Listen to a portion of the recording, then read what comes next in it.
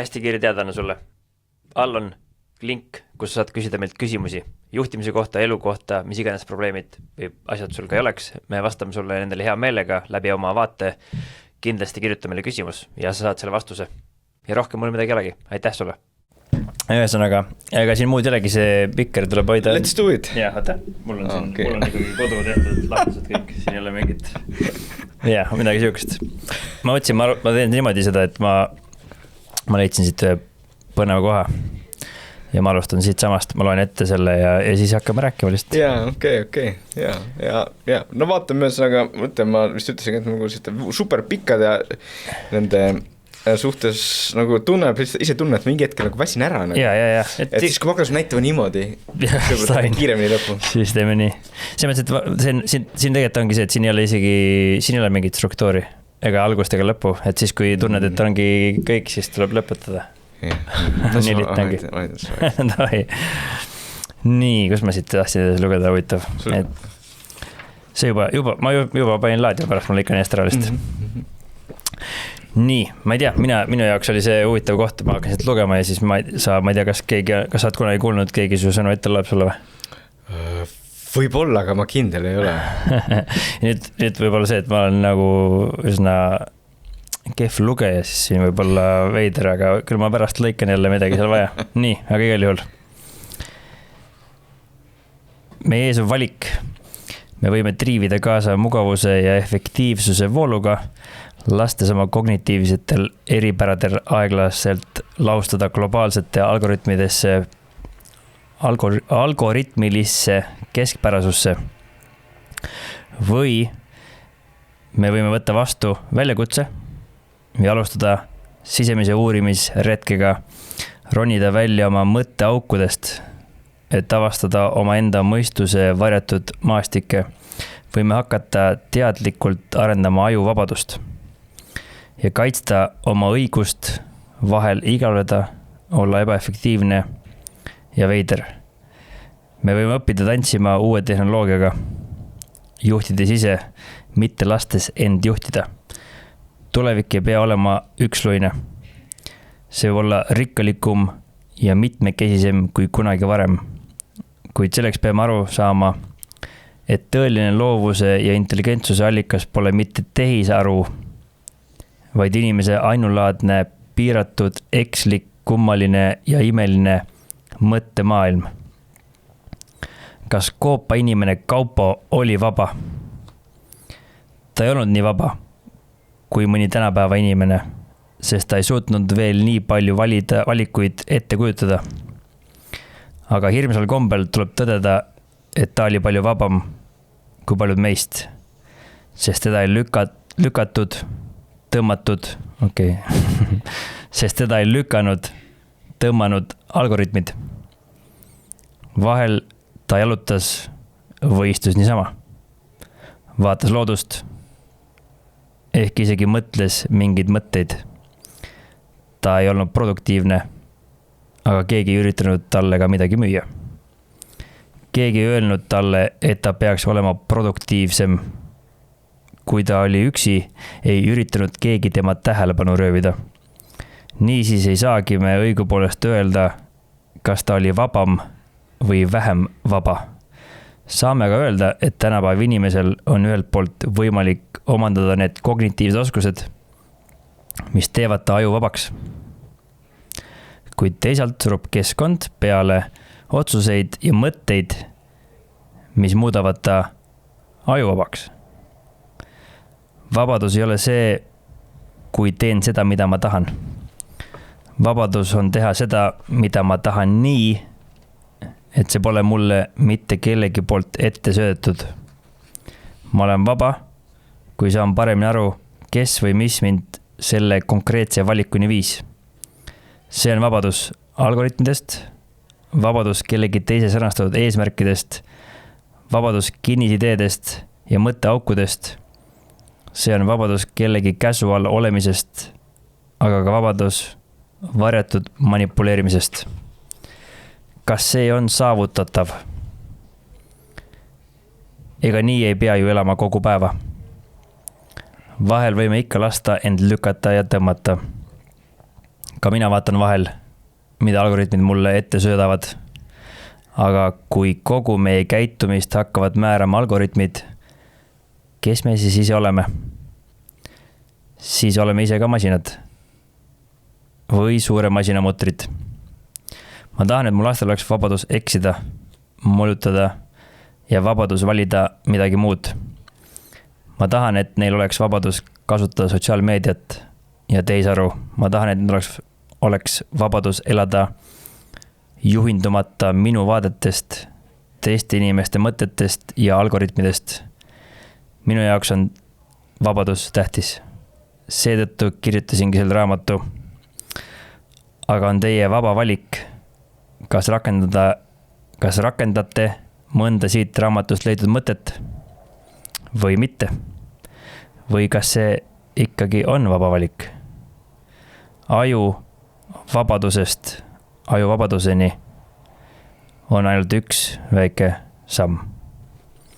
Ja see on siis väljavõtte raamatust nimega Aju vabadus, kelle on kirjutanud siis Jaan Aru, kes on täna mul siin saates, mis on väga huvitav, sest et sa oled mu elus siis teine inimene, kelle raamat minu tähelepanu on niivõrd palju võtnud, et ma lõpuks olen selle inimese ka kaamerat ees.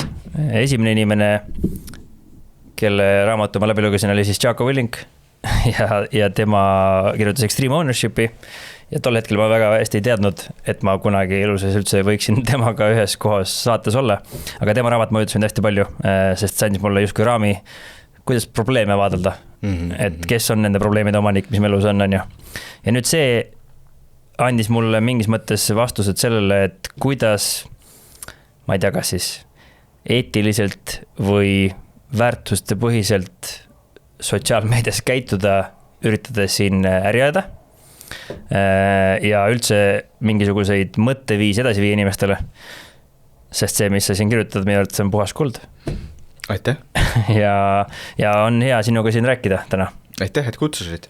Kui sa kuulasid, et ma seda lugesin küll sellise huvitavate vigadega vahepeal, aga mis sa ise tunned, kui sa seda kuulad või kui sa selle teema peale nüüd mõtled, kui sa kõikide inimestega räägid siin kogu aeg? Mul on väga tänulik, et inimesed, sinusugust inimesed ja paljud teised on nagu seda raamatut lugenud, on ju, et ma olen ju siin selle aju ja teemadega palju tegelenud, aga et see raamat on selline, mis siis kõnetab täitsa veel nagu inimesi, keda võib-olla varem need jutud nii väga ei olnud kõnetanud ja see teisalt tähendab ka, et see raamat ikkagi seda oli vaja.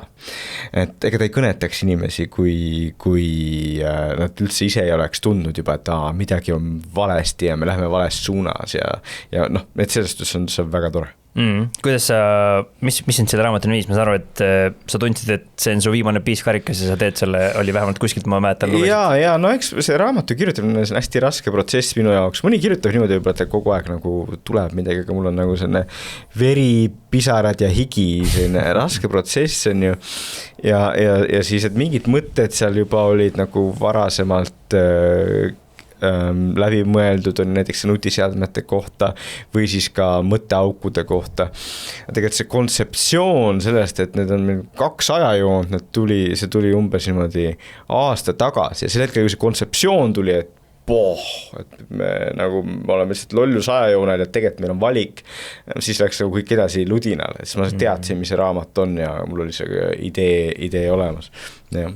Aga see sama hetk, kui sul see plahvatus käis, mis sul siis klikkis tol hetkel, kui sul see plahvatus käis? No lihtsalt see on raske selgitada, kui ole ise nagu raamatut kirjutanud, et mul on nagu lihtsalt et mul nagu, kui ma näiteks eelmise raamatu loovuste lugelemist lõpetasin 2022, siis mul on nagu eraldi kaustad arvutis nagu umbes 10 raamatu kohta, mida ma kirjutan, siis kirjutan siit, siis tunnen, see ei liigu, mis see on, ma ei saa aru, siis hakkan järgmist kirjutama, jõuan jälle mingisse punkti.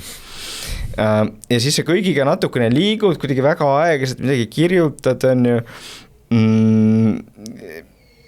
Ja siis ühel hetkel nagu saad aru, et mul tegelikult raamat olemas nagu, aga see oli kuidagi nendest erinevatest asjadest kuidagi kokku pandud ja niimoodi, et see on väga huvitav punkt, aga ta on sellest hea, et sul läheb tõesti nagu vahepeal mitu aastat, enne kui sinna punkti jõuad ja see on selline raske ja tundub, et ma ei kirjuta enam mitte kunagi ühtegi raamatut, siis järsku, okei, mul raamat olemas. Ehk siis sa kokku ütlesid, et kogu aeg sul on 10 folderit ja no neid on rohkem juba et ma kogu aeg midagi nagu kirjutan, mingeid mõtteid panen kuskile, aga see kõik on nagu enamikus nendest ei saa mitte kunagi mitte midagi. Mis su viimased mõtted on, millest mitte midagi ei saa? No jah, et ma praegu mõtlesin pärast seda, et ma kirjutan ühe raamatu lihtsalt ajust nagu, et ei ole mitte nii, et see on nagu raamat nagu selline üldine nagu ühiskonna kriitiline raamat nagu see, vaid et ta on lihtsalt nagu ajust, et kuidas aju töötab ja siis me selle kohta teame ja seda ma olen vaikselt kirjutanud praegu.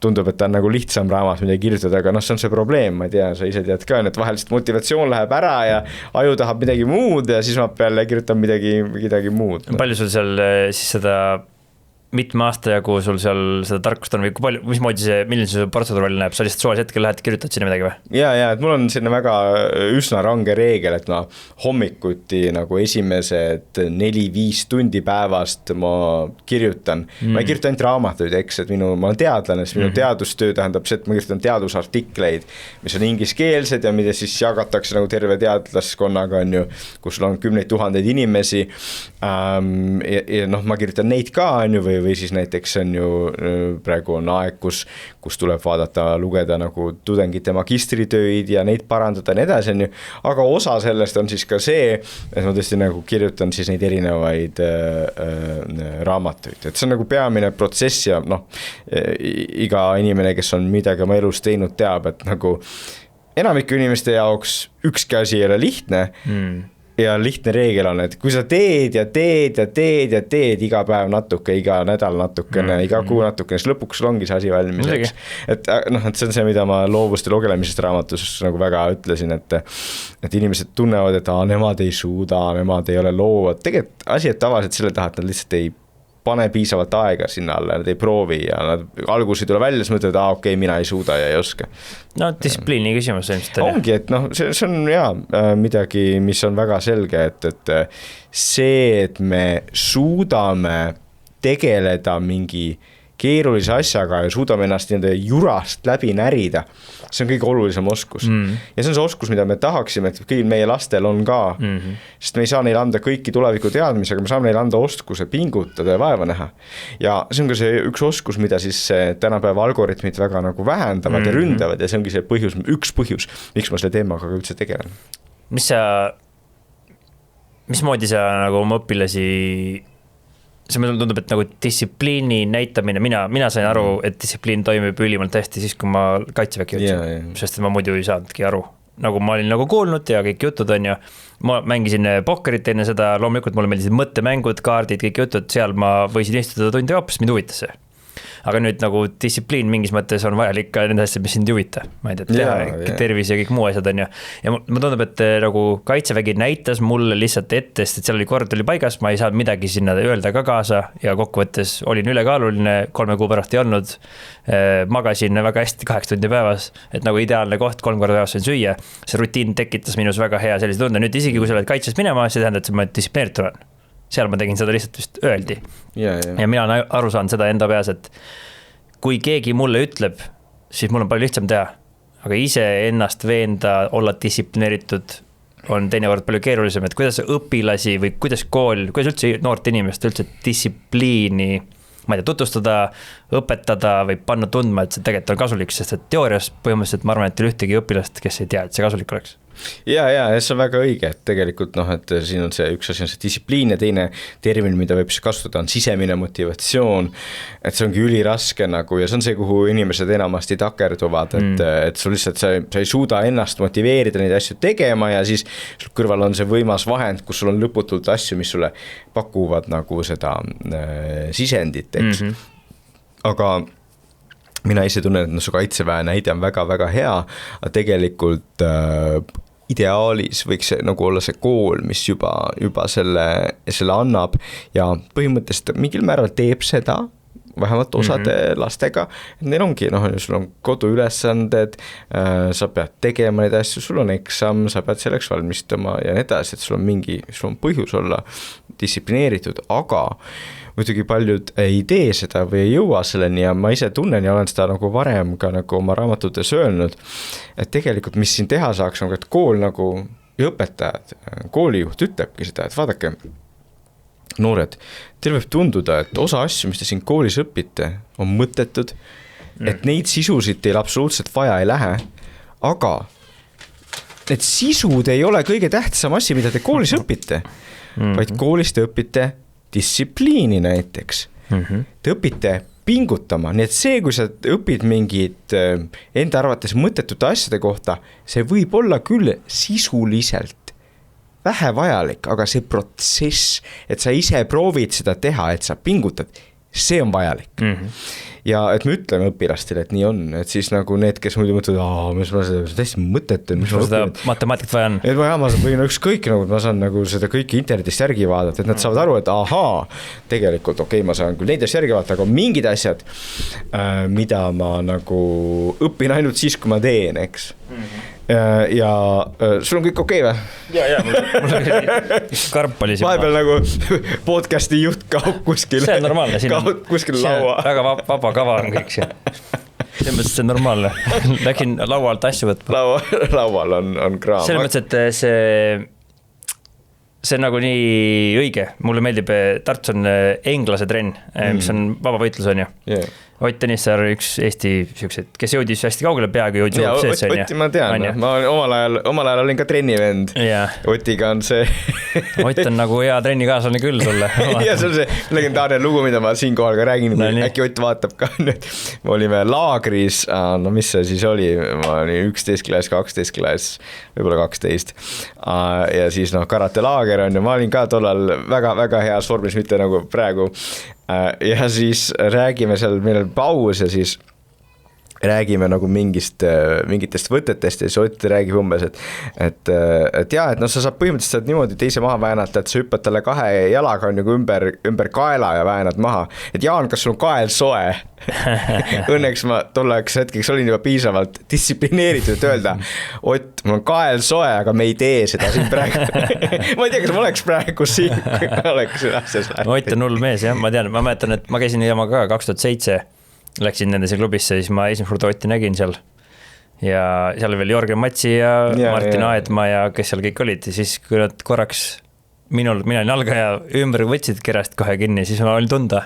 Et ma olen siin, sain, mis mulle meeldib on see, et ma sain alandlikuks väga kiiresti. Ja täpselt, selles suhtes see on väga hea. Ja no see on üks asi, mida ma alati soovitan, et mitte ainult trenni mõttes, vaid ka tegelikult nagu intellektuaalses mõttes. Me eestlased, me oleme sellist, et me meeldib, et me oleme nagu väga targad ja me teame ise, meil ei ole kõik õpetamas, on ju. Minul see hetk saabus siis, kui ma jõudsin lõpuks sinna Max Plancki ajuuuringute instituuti, mis on üks nagu Euroopa tippinstituute ja lähed sinna ja istud seal nagu sellel nagu kohtumisel ja siis vaatad neid tüüpe, nad kõik räägivad, mõtled, mine ma ei saa midagi aru ja kuidas nad nii targad on. Ja siis sel hetkel sa oled täielikult vaba. Sa oled vaba, sest nüüd sa saad aru, et sul ei ole enam seda pressi, et sa pead olema kõige targem, eks on ju. Et sa saad aru, et sinust on tunduvalt kiirema mõtlemisega vendi ja siis saad aru, et okei, ma pean leidma, kuidas ma nagu... Ja see on see nagu humility eesti keeles on ei ole väga head sõna selle jaoks. Aga jah, aga see alandlikkus on, aga just, et sa ise tõid selle näite trennist, aga ka intellektuaalne alandlikkus. Ja see nagu mina üritan alati nagu teadlasena olla, et nagu siin raamatus kõneks kirjeldan, et on mingid teadusprobleeme, nagu näiteks see teadvuse probleem, aga paljud ajuga seotud asjad, mida me ei tea tegelikult, mis see lahendus on ja sel hetkel sul on ainus võimalus olla nagu alandlik selle probleemi ees ja teha natukene oma väikest asja ja proovida neid asju lahendada. See on sama asi, mida me ütleme, et juhi kõige tähtsam omadus on meie arvates alandlikkus või siis humility, miks, sest et kui sa oled ego, lased üle pea kasvada, arvad, et sa kõige targem, kõige parem, kõige ilusam, alahindad vastast, sa tead, vastane on sinu plaan kõige parem on ju, siis sa muutud ka lohakaks, sest et kui ma olen äss, siis ma ei pea nii palju vaeva nägema, on ju, ja kõik see muu siin juurde, et silmaklapid tuleb pähe. Ja see on see ka, mis ma nagu siin raamatus on ja ma toon näiteid Nokiast ja Blackberryst, et see on täpselt see probleem. Mul on slaididel samasugused. No, et nad tunnevad, on ju, et nad on, et me oleme väga head ja me teeme õigeid otsuseid, aga kuna ei olegi, sul ei ole seda alandlikust mõelda, et okei, et see touchscreen, et tegelikult see muudab kõike ja me peaksime ka sinna investeerima ja seetõttu, neil läks nii, nagu läks. Absoluutselt, no see selles Blackberry filmis oli see, kus ta ütles, et inimestel ikkagi meeldivad nupud. Tuli välja, et neile meeldivad nupud küll aga ekraani peal. ja see ongi see täpselt see nagu sa oled nagu nii closed mind. No ja täpselt, see on see, mis raamatus terve teine peatükk on sellest mõtteaugust, et sa oled oma selles mõttemaailmas ja see on okei, et sa oled oma mõttemaailmas, aga see on probleem, et sa nüüd eeldad, et see ongi maailm. Tegelikult see on ainult sinu mõtteauk. Ja tegelikult need asjad, miks mulle see nii palju nagu tabavalt see mõjus ja miks ma selle Jackal saatsin ja miks ma tahtsin, et seda inglise keelde saaks, on see, et see raamat selgitab väga paljusid neid asju, mida meie õpetame, mida meile erioperatsioonides õpetati, mida nagu lahinguväljal kasutatakse just juhtimises. See samamoodi, et seal on tunnelnägemine, sa target fixation, sa jääd kinni mingisse kohta, kuigi peaks vaatama suurt pilti juhina, ma ei saa mikromanageerida, mul on vaja astuda samm tagasi, eraldada ennast olukorrast, detachida, et vaadata suuremat pilti. Kui ma lasen oma egol juhtida ennast, siis ma olen pimestatud selle poole pealt, ma pean seda avama pidevalt, sest see sunnib mu inimesel on kalduvus, et panna see aju kinni poole rohkem, kui avada seda, et see on palju keerulisem. Jaa, et see on üli raske ja kõik, kui me vaatame ka üks hea näide on lahinguväli, aga tegelikult lahinguväli tundub väga ekstreemne asi, aga tegelikult meie praegune maailm meie ümber on tihti nagu lahinguväli, sest sul tuleb kogu aeg infot sisse, on ju, ja tekib see nagu mitte päris paanika, aga nagu ajus tekib see mure, et ma jään millestki ilma ja sel hetkel sa oledki selles nii-öelda tunnel nägemises ja mõtteaugus ja sul on palju raskem seda laia pilti omada. Ja mulle tundubki, et see on nagu asi, et lahinguväljaks meid valmist ette aastaid. Tegime trenni nii-öelda justkui selle asja jaoks ja nagu tsiviilis seda ei ole, et kui ma ise selgitangi, miks see asi, miks meil siin tsiviilis töötab, ongi see, et lahinguväli on ju kiired muutused, infot pole kunagi piisavalt palju, ressursse pole kunagi piisavalt palju, stress on kõrge ja otsused on teha. Vahet ei ole, mis teema on ja siis ma küsingi, et kõlab tuttavalt teile, et nagu täpselt nagu päris elu. See on kahjuks tegelikult, ongi kahjuks nüüd praktiliselt iga täiskasvanud inimese elu ja kui sa vaatad noori, kes lõpetavad kooli või lähevad ülikooli, siis nende elu on see ka kahjuks tänasel päeval. Ja kui mina tagasi mõtlen nagu oma nagu kooli aja lõppu ja ülikooli aja alguses, siis see ei olnud niimoodi. Sest meil ei olnud selliseid seadmeid, mis kogu aeg oled see kõigega kursis, on ju kogu aeg on see jälgid kõike ja tunned, et pead jälgima, aga seetõttu sa oled täpselt nüüd kõik need noored on lahinguväljal ja nagu sa kenasti ütlesid, teie olite ettevalmistatud, treeningu teinud, aga neil ei ole mingit treeningut. Ja see treening oligi maailma parimate poolt, tipptasemel, läbi mõeldud ja seal rakendatav ja mis oli nagu üks huvitav asi oligi see, et mina tol hetkel ei saanud aru, et see on ülekantav siia. Ja tegelikult on, sest et tööriistad on ja inimesed on samasugused, on ju. Aga see, ja kui tulles selle Oti juurde tagasi algus, siis mis mulle Oti juures meeldis. Tundub, et see saade peamist on Otist. Muidugi Otist, me sellest alustasime. Ja siis tal oli toodud see, tema kodulehel oli kirjutatud, et tooge oma 6 või 8 aastane laps ja trenni on ja saate, et nad ei hakka maadlema. Ja see oli teine lehekülg, et mida nad siin õpivad. Nad õpivad kotti pakkima, asju kotist välja võtma, ennast pesema, riided pärast kooli trenni minekut kotist välja võtma, eks ta oli toonud kaasnevad asjad välja, nii nagu sa ütlesid, et koolis tegelikult saab õppida distsipliini ja keegi peab selgitama seda kuidagi, et kuule, see, miks me seda teeme, on selle pärast ja siis pead tähelepanu ilmselt saama, on ju. Et see, ja selle miks küsimusega on mul hästi huvitav asi, ma olen rääkinud ja uurinud ja sina on ju tajuteadlasena võib-olla oskad öelda, miks küsimus nii oluline inimesel on, miks on ülioluline inimesel mõista, miks miski toimub ja mis on nii oluline selgitada oma inimestele, miks me midagi üldse teeme? Jah, no sest me ei ole robotid, vaid meie jaoks on väga tähtis nagu see asjade tähendus, põhjused, et ja see miks selgitamine, ta aitab, eriti kui mõtleme nagu kooli konteksti, ta aitab selle õpilase välja sellest, et ta tunneb, et ta on lihtsalt ohver. Minuga tehakse midagi, ma ei saa absoluutselt aru, ja nagu see kõik tundub mõttetu, et miks selgitamine sellest aitab seda tähenduslikkust anda ja on tegelikult väga vajalik, no ma saan aru, et ka sinu töös on. Ja absoluutselt, see on meil nagu, see on nagu hajutatud juhtimine või decentralized command on 4. lahingureegel ja nüüd see meie tööriist on see, et sa pead inimestele selgitama, miks midagi juhtub või miks midagi tegema peame, et nad üldse saaksid ise otsused teha, sest kui sa neil selgitada, mõtled ise välja. Ja nüüd, mis ma toon alati siin näite, mida me lõpetati siis enne, kui me läksime ühte välisriiki, siis meid valmistati ette, et kuna me olime sihtmärgid potentsiaalselt, siis äkki tahetakse meid värvata, et siis ära tunda neid viise, kuidas inimesi, kuidas elicitation'id tehakse, kuidas infot kätte saadakse, kuidas infot esile kutsutakse. Ja siis seal oli siuke näide toodud, et ma ei tea, kus iganes Stanfordis või Harvardis või kus iganes ülikoolis kunagi, kui oli koopiamasinad, siis oli koopiamasina siuke test on ju, kus taheti teada saada siis, et mis on tõenäosus, et kui ma lähen küsin, kuule, et kas te võiksite mind lasta järjekorras ettepoole, et mis on siis tõenäosus, et mind lastakse ettepoole. Ja nüüd enamus inimesi, kui ma nüüd küsin see käest, siis nad arvavad, et üliväike on tõenäosus, kui ma lihtsalt lähen küsin, mis sa arvad, oled sa kuulnud sellest? Ei ole. Ei ole. Siis see tõenäosus oli 60%, et sind lasti ette, ainult küsides. Mine ainult küsi on ju. Ja nüüd, mis oli kõige naljakam, siis on see, et see maagiline sõna on nagu, et miks mul vaja on. Ja et see selgitad. Ja siis, kui sa ütlesid ja läksid teise ringiga siis seda tegema, siis nad küsisid, et kuule, kas sa võiksid lasta mind ettepoole, sest mul on vaja koopiat teha. Ja täpselt. Mis ei ole põhjus nagu. Aga tõenäosus läks 93 peale, et lasti ettepoole sind. Nüüd ma tahaks seda uuringut näha. Ja sa saad uurima seda. Ma saadan sulle pärast. Ja siis, kui sa panid sinna päris palju, et mul on kiire ka, siis oli 94. Aga igal juhul kokkuvõttes, et mingi asi oli see seal taga, millest mina aru ei saa. See sama mingisugune selgitus inimesele, isegi kui see ei ole võib-olla kõige selgem, loogilisem, aga vähemalt sul on mingi selgitus.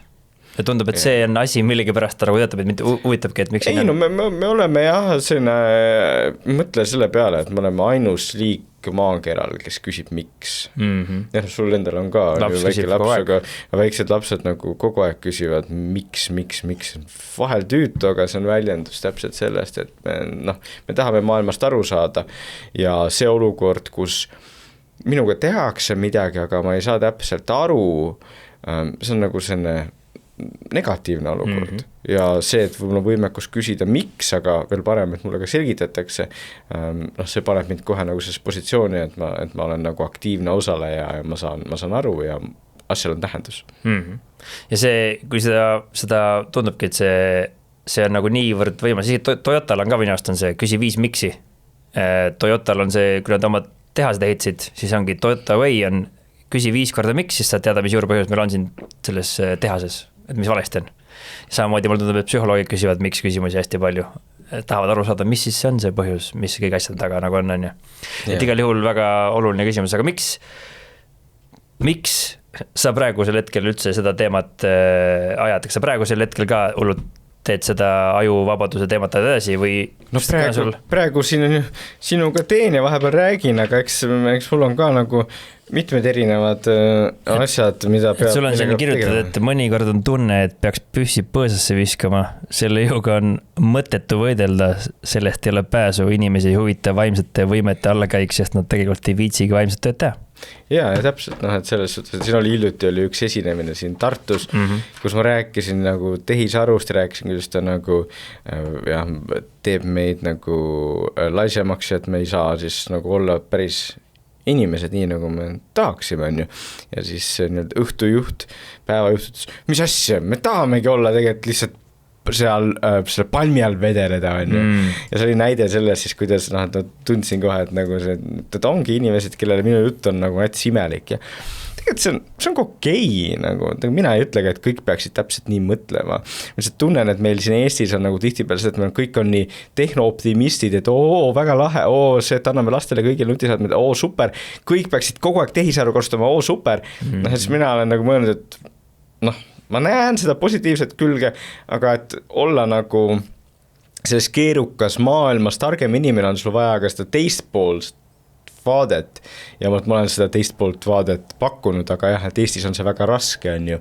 Näiteks kui võtame nüüd ka selle, et on ju, ma arvan, et need asjad, mis ma ütlen siin sotsiaalmeedia kohta ja nii, et need on pigem mõistlikud, et ma ei ütle midagi väga ekstreemset, ma isegi toon tsitaate, on ju, et ütlen, et see on minu jutt, vaid see on, mis nad ise ütlevad, on ju. Aga samas me Eestis vaatame siis, mis ministeerium ütleb selle kohta, see on nagu, ei, meie ei tee midagi, meie ei hakka midagi muutma. Mis ministeeriumil sa üldse sellist asja ütleksid? Ei, no siin on 2 ministeeriumit, on ju, haridusministeerium, haridusseadusministeerium ja just digi, kes nagu on nende asjadega seotud. Ja siin ju hiljuti oli see, kus tuli välja, et noh, et nüüd nii Soomes, Rootsis, Taanis, igal pool nagu esiteks koolides kaotatakse ära nutiseadmed ja teiseks nüüd mõnes nendes riigis ka kaalutakse seda, et sotsiaalmeedia iga tõstetakse 16 aasta peale. Need on Põhjamaa riigid, meie eeskujud. Aga siis mis vastus tuli nagu on, ei, meie sellist asja ei tee, et see on ülereageerimine ja seda pole vaja teha. No, ma arvan, et see on natukene problemaatiline, sest tegelikult võime öelda, et me oleme digiriik, me oleme äge riik, aga mida peaks tegema digiriik ja äge riik?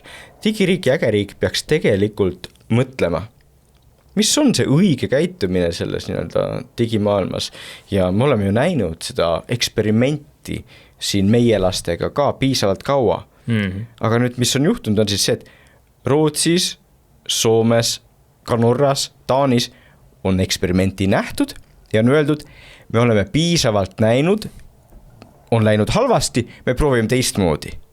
Aga meie Eestis ütleme, me ei muuda midagi. Meie oleme konservatiivsed.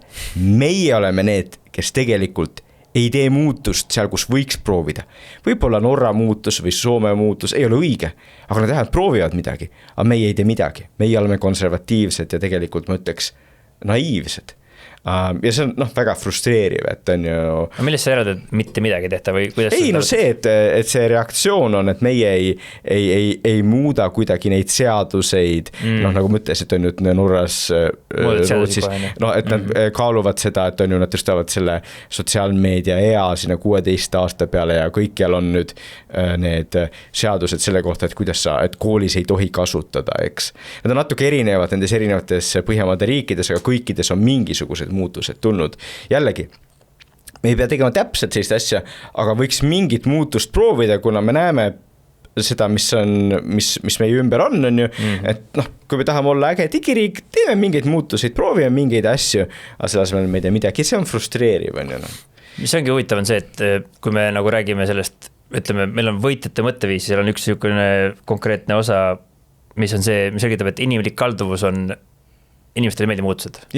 Nagu sellised, nagu nad on selle vastu. Ei, absoluutselt. Ja siin raamatus kas see on hea või halb, vahet ei ole, neil ikka meeldi. Absoluutselt. Et selle jaoks peab mängima nagu, sul peab meeldiva mängida seda mängu nende inimestega, kes on mingis mõttes võimupositsioonil, et veenda neid ringiga, selgitada neile, et see lõpuks oleks enda idee ja siis nad võib-olla tulevad selle ideega letti, et siis muuta seda asja ära, sest intellektuaalselt probleem, nad tegelikult on ju intellektuaalselt targad inimesed, muidu sa ei jõuaks nii kaugele, et nad ei ole lollid.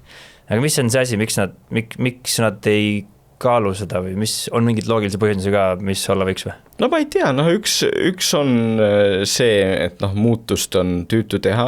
See on niikuinii, see on vabandus muidugi. Jaa, see on vabandus. Teine on see, et nagu ma ütlen, et meil on see digiriigi slogan ja siis mulle tundub, et paljud inimesed on jäänud sellesse nagu kinni, et nad ei ole seda läbi mõelnud. Nende jaoks digiriik tähendab see, et on võimalikult palju nutiseadmeid ja tehisaru, aga ei, tegelikult digiriik on see, kus on kõige nutikamalt kasutatakse neid asju. Mõnes kohas vähem, mõnes rohkem on ju. Ja et siis nagu on selle slogani taha kinni jäänud. Ja tegelikult on huvitav, nad seda esile selle, et jah, et muutusi ei taheta teha. Et me Eestina justkui oleme, kui räägid ettevõtjatega, siis kõik on nagu, me oleme selles suhtes tore riik, et on ju, me teeme muutuseid, kus vaja ja oleme väga agile on ju, ma ei tea, mis eestikeelne hea vaste on. Paindlikud. Väga paindlikud, aga siin on koht jälle, kus mõtlengi, et nagu me ei muuda midagi, me ei proovi midagi, on ju, kuigi võiks teha, on ju. Ma ise nagu olen nüüd riigisektori veits töönud, et tegelikult on tunda, et nüüd kui ma arvan, et see on see suur innovatsioon ja olukord üldse praegusel hetkel on see, et nii kiiresti asjad muutuvad, siis nüüd varsti lihtsalt ei jää midagi üle, et peab muutuma ja peab leidma viisi, kuidas üldse kiiremini asju teha, nii riigihangetes kui kõikides muudes asjades, sest lahinguvälja arenemine nii kiiresti, droonid arenemine kiiresti ja nüüd kogu see, ütleme, kaitsevõimekuse kiirus, asju osta, vahetada, kõik see on lihtsalt nii aeglane. Ja nüüd, mis on huvitav, just lugesin sellist raamatut nagu Psychology of Military Incompetence, mis räägib 100 aasta jooksul, kuidas militaarmaailmas on olnud nagu väga palju halbu juhte, eriti siis brittidel, britte siis jälgiti selle raamatu põhjal on ja see oli siukene 41-42 aastal oli siis Ameerika kindralid on ju Marshall ja kuradi Eisenhower, kes siis on mingis mõttes nagu erandid olnud läbi ajaloo, mida nemad siis nii-öelda tegid ja promotisid oli siis see, et esimese 2 aasta jooksul Ameerikal ei olnud mingit ülekaalu ega midagi, nad ei osa sõjast. Nüüd alates Pearl Harborist, siis enne seda oli 43 kindralit neil nii-öelda justkui juhtivatel positsioonidel, kes siis juhtisid vägesid. Teise maailmasõtta läksid ainult nendest 11-ga, ülejäänud lasti lahti või suunati kuhugi eest ära. Nüüd miks nad seda tegid? Esimene asi oli siis see, et see Marshall, temal oli selline asi, et kõik inimesed, kes otsivad vabandusi, süüdistavad oma inimesi, meeskondasid ja nende, kelle klaas on siis pooltühi, need kutsus siis katastroofi ulgujateks ja neid ei ole veel vaja, sest et võitlus meeskonnas meil on vaja inimesi, kes suudavad leida kaotustest positiivseid asju, leida uued viisi ja panna edasi on ja siis teine põhjus oli see, et oli nagu, et kõik juhid, kes olid siis nagu flontering, vist oli see sõna, ehk siis kõhklevad teha otsuseid. Ehk siis tema jaoks oli täiesti okei, kui juhid teevad otsuseid ja need on valed, aga vähemalt on otsused ja me liigume. Ja siis need juhid, kes siis kahtlevad milleski, et ma ei tea, kas minna paremalt, vasakult, keegi ei tea niikuinii, kui mul parem minna on. Sa olla vaja otsustada ja hakata liikuma, tee võimalikult väike samm, et saada teada informatsiooni, et teha järgmine otsus. Ja siis lasti veel hunnik inimesi lahti. Ja nüüd see algne esimese 2 sõjaaegne aeg oli siis see, kus see mõte oli see, et meil on vaja iga hinna eest võita. Nüüd saavutati 2 aastaga ülekaal kõikides asjades, suurtükkides, inimestes, kõiges Saksamaali juba alla surutud igatpidi. Ja nüüd tuli uus poliitika mingis mõttes ja uus juhtimisstiil, mida siis ta ise nimetas seal siis General Motorsi stiilis juhtimine, mis on siuke bürokraatia. Ja nüüd, mis juhtuma hakkas, oli see, et võitmise asemel hakati keskenduma sellele, kuidas teha niimoodi, et vähendada riski, et me kindlasti ei kaotaks. Eks mingis mõttes fookus läks teise kohta. Nüüd see tekitas sellise kultuuri, mis siis väljendus järgmistes sõdades. Siis Ameerikal ülekaal, tuli Korea sõda ja Vietnami sõda ja seal olid siis sellised kindralid juba pukis, kes mingis mõttes ei otsustanud enam, kes ei saanud inimesi lahti lasta, sest see oli poliitiliselt ebameeldiv asi, ei saanud ilusti inimesi lahti lasta ja teeks hoopis teistsugune kultuur, mis viis lõpuks selleni, et oligi suur otsustamatus ja need inimesed, kes sinna tippu olid jõudnud, olidki ebakompetentsed tegelikult, et neid lastud lahti. Ja nüüd, kui ma tulin siia Startup Day'le, mingi paar kuud tagasi Startup Day Tartus, siis üks sakslane, kes elab USAs, kes on USAs teinud 10 ettevõtet ja Euroopas on teinud 7, millest kõik 7 on failinud. Ja siis ma küsisin, mis siis vahe nagu Ameerika ja Euroopa vahel. Ja siis tema ütles, et Euroopa ja Ameerika vahe on see, et Ameerikas, kui sa ei tee otsuseid, siis sind lastakse lahti. Euroopas, kui sa ei tee otsuseid, ei juhtu mitte midagi.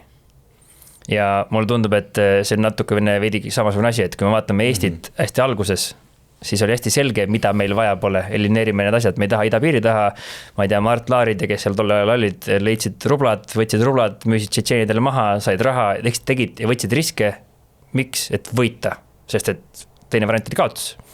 Ja nüüd, mida rohkemaks ja edukamaks läheme, mida pikemalt on selline tore, mugav aeg, kus me võidame, kõik on hästi, siis on ka muidugi keerulisem leida, mis see meie fookus päriselt olema peaks. Et see, et keegi kunagi üldse selle digitiigri võttis fookuseks on nagu epic otsus, ma ei tea, kes seda tegi, on ju. Aga see keerukus ongi nagu see, kus see lõpuks ongi nagu paratamatu, mulle tundub, et see süsteem muutubki selliseks lihtsalt nagu ta on ja siis tekibki selline otsustamatus, me ei pea midagi tegema ja selline innovatsioon kaob ära, kus tegelikult on vaja kiire otsuseid.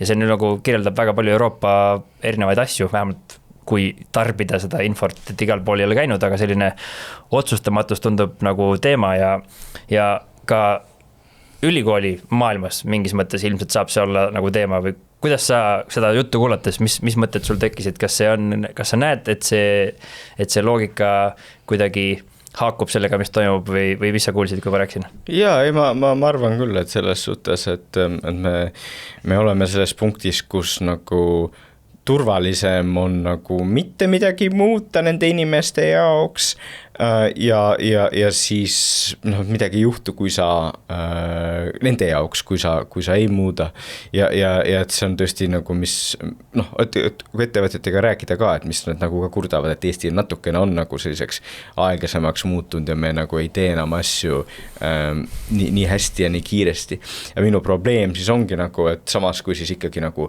räägitakse sellest näiteks mingite projektide raames, et me oleme ikkagi nagu eesrinnas ja oleme nii ägedad, siis minu küsimus on alati, et kui paljud on lihtsalt sloganid, et me elame nii-öelda vana rasva peal ja tegelikult me peaksime nagu mõtlema, et kuidas me seda kultuuri nagu tagasi saame ja jällegi et siin tundub ju imelik natukene, et ma nüüd räägin nagu, et kuidas ei saa ju kultuuri tagasi saada, kui sa paned sotsiaalmeedia keelud, on ju, aga mida ma olen siin mõnes kirjatöös ja niimoodi kohas öelnud, on see, et see ei tähenda, et me peaks nagu sotsiaalmeedia kinni panema, aga lihtsalt teeme innovatsiooni selles suhtes. Näiteks on ju kogu maailm nüüd ja eriti Euroopa nüüd läheb seda teed, on ju, et me hakkame piirama seda sotsiaalmeedia vanust, on ju. Nii, Eesti, võib-olla me ei pea piirama, võib-olla piirame, aga see on tohutu võimalus nagu meie ettevõtetele nagu, meil on nagu ettevõtted, kes tegelevad nagu inimeste verifitseerimisega, on ju. Me võiksime seda teenust pakkuda siis kõikidele riikidele, saada super unicornid selle teenusega, et nad lihtsalt iga lapse nagu vanust tõesti nagu verifitseeritakse korrektselt, on ju. Et see, kui me võtame selle suhtumise, et tegelikult kogu see sotsiaalmeedia ja värk nagu see praegu ei ole optimaalne ja vaatame, mis on siis ärivõimalused nagu meie ettevõtetele, see on tohutu võimalus majandusel, see on ainult üks näide, on ju, et neid näiteid on veel ja sama, et me ei pea minema nagu keelamise teed, aga me võime öelda, okei, mis see probleem on, nagu ma siin raamatus selgitan, probleem ei ole ju see sotsiaalmeedia ise, vaid probleem on selles, et selle taga on algoritmid, mille ainus eesmärk on hoida sind tähelepanus. Jah, sinu tähelepanu pikemalt seal. Ja see konkreetne aspekt ei ole okei, aga selle asja võiks sotsiaalmeediast ära võtta, nii et meil oleks endiselt sotsiaalmeedia, sa endiselt näeksid sõprade postitusi, näeksid naljakaid kassipilte, sest et seal on ära võetud need elemendid, mis on sind manipuleerivad. Miks on okei neid manipuleerivad elemente sees hoida? Jällegi potentsiaalne innovatsioon. Miks ei võiks Eesti ettevõte teha sellise nagu ütleme rakenduse, mis võtab sisse näiteks sinu TikToki feedi, on ju, aga nüüd ta nagu puhastab seda. Nii et sina näed tegelikult läbi selle rakenduse nagu mitte kõiki asju, vaid sa näed nii-öelda puhastatud feedi, kus ei ole neid osasid manipuleerivaid asju, on ju. Ilmselgelt, mina ei ole neid asju kõiki lõpuni mõelnud, sest mina ei ole ettevõtja, aga ma just ütlen, et meil on siin võimalus teha päriselt ka innovatsiooni. Selle asemel passime ütleme, oleme digiriik, meie ei muuda midagi. Et see ei ole innovatiivne riik, et me peame seda asju proovima. Et seda innovatsiooni saaks tegelikult ka tehagi otsustega. Oletame, et meil on variant, on ju, et kas me muudame, keelustame ära või mitte. Nüüd meil kaitsvel Odo Loop on ju, observe orient decide act, ehk siis meil käib kogu aeg see ringi ratast see aju ja ainult kui me vaatleme, orienteerime, siis mitte midagi ei juhtu. Nüüd kui me otsustame, aga ei tegutse ka mitte midagi juhtu. Et kokkuvõttes on see ainukene koht, kus ma hakkan tagasi saama, kui ma tegutsen. Ja nüüd kui ma oletame, et me ei tea, mis on täpselt teha, aga selle jaoks, et pall hakkaks veerema, me teeme lihtsalt esimene otsuse. Ja see esimene otsus on, et kuni 16 ei saa olla, otsus. Ja, näiteks. See on otsus. Ja täpselt, ja siis vaata, mis teha saab. Ja siis tekivad mingid hoopis teistmoodi võimalused, näiteks siis ongi jällegi, et kuidas me verifitseerime seda vanust ja siis tulevad Eesti ettevõtted, kes ütlevad, meil on see tarkvara, teeme ära, on ju. Siis võib-olla tekivad mingid muud probleemid, tekivad jälle uued võimalused ka, see ongi see point, mida me täpselt siin mõlemad esile toome, on ju, et isegi kui me ei tea täpselt, mis on õige valik, täpselt see sinu näide on ja sa ei tea, kas vasakult või paremalt, aga sa teed mingi valiku ja siis võib-olla pärast korrigeerid, aga see, et sa ütled, kõik on hästi ja me ei tee midagi, et see on konservatiivne ja naiivne. Et me kutsume seda juhtimisvaakumiks. et keegi otsusta. Ja niimoodi on, niimoodi on praegu see olukord ja ma ütlen, et tegelikult nagu kahju saavad meie noored. Ja kui me mingeid asju prooviksime, siis võib-olla hetkeks natuke oleks midagi halvem ka, aga lõpuks me teeksime paremaid otsuseid pikas perspektiivis, eks. Et noh, ühesõnaga, me alustasime sellest, et miks ma olen frustreeritud, miks ma ütlen, et viskan püssi põõsasse, et see vahel on nagu niimoodi, et on nii palju inimesi, kes mõtlevad nendest teemadest ja paljud pered, kus on suured mured selle teemaga, aga riik nagu meil ei paku nagu mingit tuge selles suhtes, kui võimalusi on ja nagu meil on piisavalt nagu seda inimesi, kes oleks nõus seda innovatsiooni tegema. No ja sa saadki seda initsieerida sellega, kui sa teed otsuse, sest see paratamatult peab hakkama, mis minu arvates ongi jällegi üks suurim asi, mida ma olen õppinud või saanud aru, on see sõna nagu, mida sina kasutad, sõna meie. Et see sõna meie kõlab, see on nagu üks ohtlikumad sõnad üldse, sest see meie justkui kõlab hästi. See meie kõlab justkui nagu nüüd keegi hakkab midagi tegema, aga see meie tähendab mitte midagi.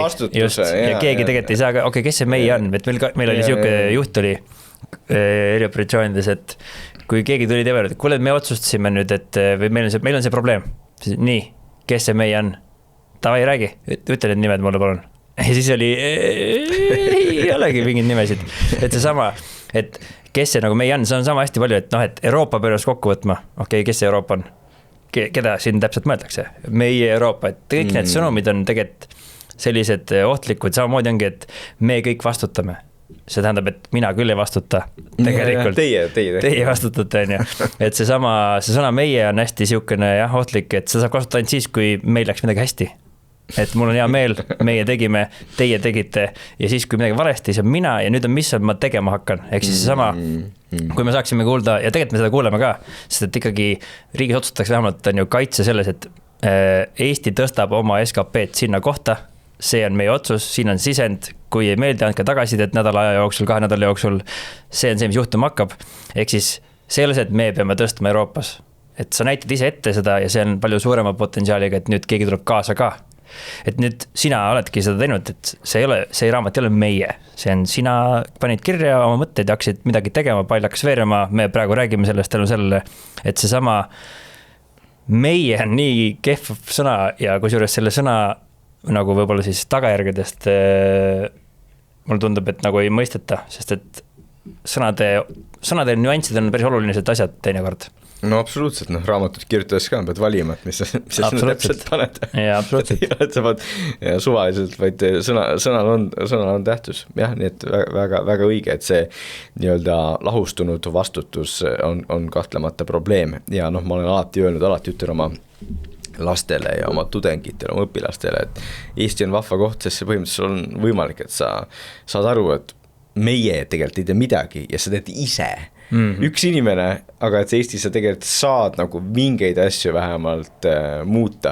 Tahaks, et saaks rohkem muuta, eks, aga nagu mingeid asju sa saad teha üksi. 24/7 on ikkagi reaalsus, on ju, et piirangud on peal. Ja piirangud on peal, aga põhimõtteliselt sul on väga palju võimalik teha. Kusjuures ja mul viimasel ajal toimub just selle sõna defineerimisega oli see, et see extreme ownership äripäev otsustas tõlkida selle kunagi ülimaks vastutuseks, mis oleks justkui otsetõlkes siis ülim responsibility, mis ta ei ole.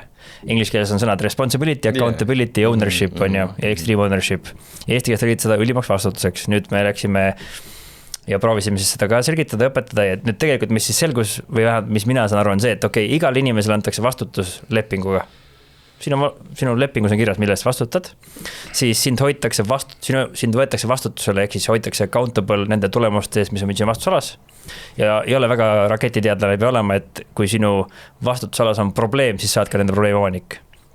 Nüüd, mis mulle tundub, et mis on nagu kõige keerulisem oskus, mida võib-olla ei osata ja mida ma näen ka väga palju ettevõttes, on siis see, et kuidas lahendada ära need probleemid, mis ei ole minu vastutusalas. Aga mõjutavad meie kõige suuremat ülesannet. Ehk siis kuradi minu vastutusalas on kõik jumala hästi, mul müük toimib jumala hästi, turundus ei toimi või tagala ei toimi. Nüüd selle minu vastutusala, ma ei saa midagi teha.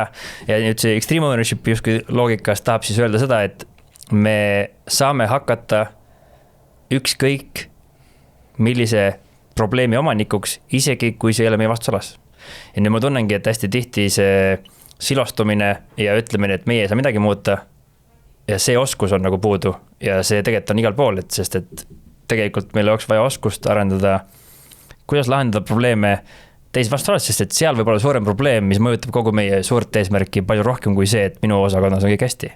Et kuidas sul tundub, kuidas kool või ülikool või üldse haridussüsteem sellist, ma ei tea, meeskonna juhtimist või sellist defineerimist õpetab üldse hetkel, sest mulle tundub, et see on nagu selline kaasnev toode hetkel, sest ei ole otseselt meil juhtimist. Isegi ütleks, et ilmselt tihtipeale ta ei kaasne ka, on ju, et siis seda ei õpetata niimoodi otseselt.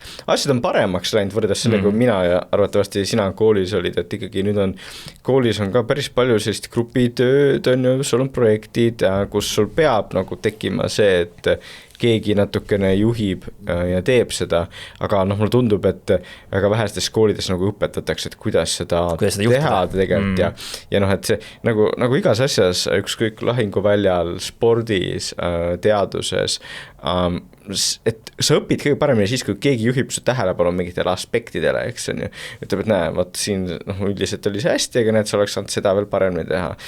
Juht teeks seda paremini ja niimoodi ja see, kui me sellist asja kõiki nagu gümnaasiumis nagu õpilasteni viiksime, siis meil oleks järgmine generatsioon palju nagu nupukamaid. Mul on ka selline mõte, et see järgmine tiigrihüppe võiks olla nagu juhtimises.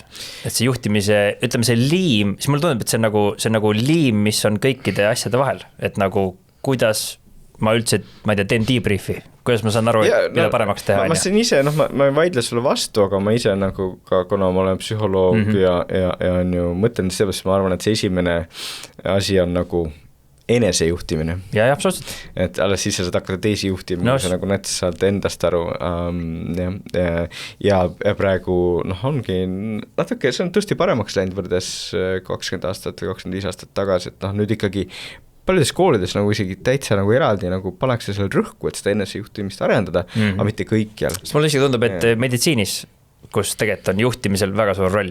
No igal pool. Ei õpetata väga palju spetsiifiliselt juhtimist, et üks asutus hetkel on, kus seda õpetatakse, see on kaitsevägi sisuliselt, sest et lahinguväljal on teatud, see ei saada sinna mehi ilma juhtimiseta, et ja seda nagu üle kanda mujal, et see ongi nagu huvitav, et seda meil on olemas finantsjuhtimine, mis räägib numbrite juhtimisest, aga selliste inimeste juhtimist, kus ongi tegelikult väga loogiline, et inimesel on kalduvused mitte distsiplineeritud olla, inimesel on kalduvused vastu hakata muutustele, inimesed teha raskeid asju teha, inimestel on kalduvus kuulata oma ego, inimestel on kalduvus süüdistada, need on kõik asjad, mida me teame, mis lahinguväljal õnne ei too.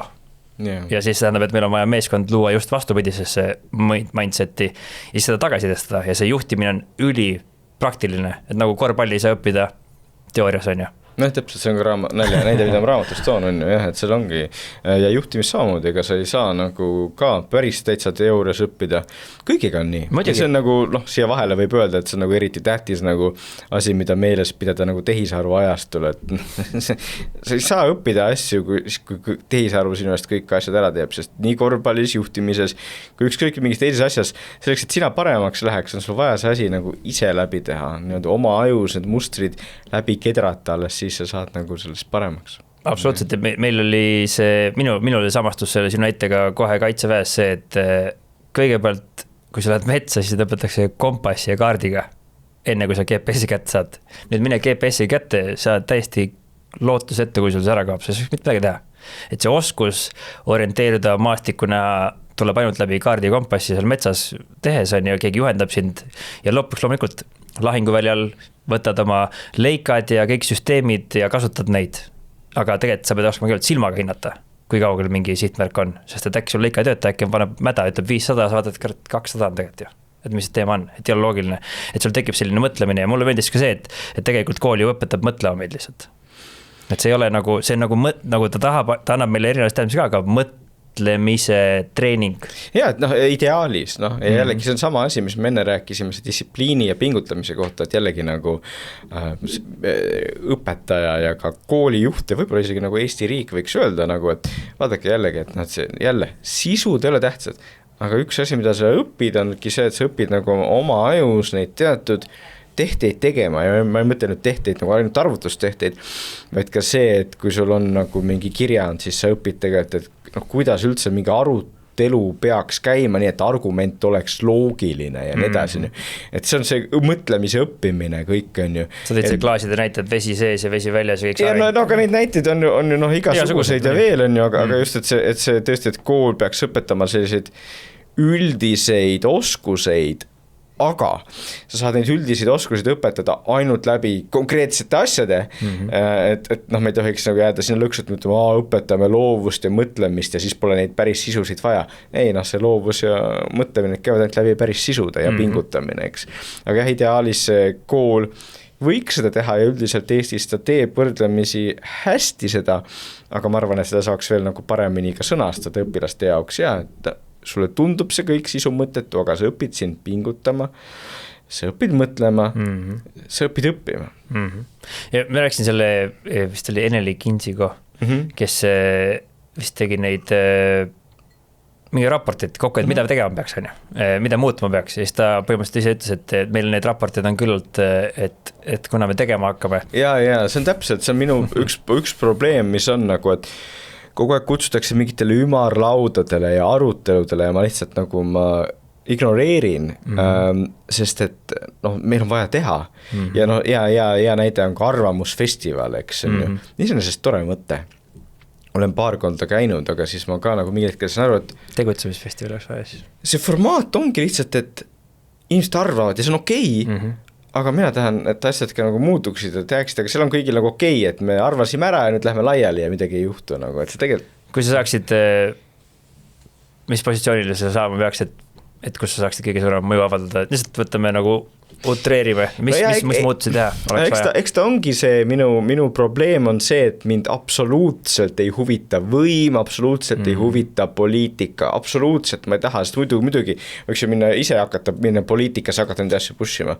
Et ma olen selline väga imelik inimene, et mulle tõesti meeldib lihtsalt mõelda ja sellest rääkida. Noh, et vanakooli keeles ma olen see nagu, noh, intellektuaal on ju. Tänapäeva maailmas neid inimesi enam ei vajata tegelikult minusuguseid inimesi. Aitäh, et sa kutsusid nüüd podcasti. Ma ei ole nõus suga. Aga noh, kui vaatame nagu sotsiaalmeediat ja eriti nagu Ameerikas, siis Ameerikas intellektuaale enam praktiliselt ei olegi. Kõik, kes räägivad, on nagu poliitiliselt meelestatud ja nad on sinna positsiooni saanud seetõttu, et nad ütlevadki vahel nagu väga ekstreemseid asju.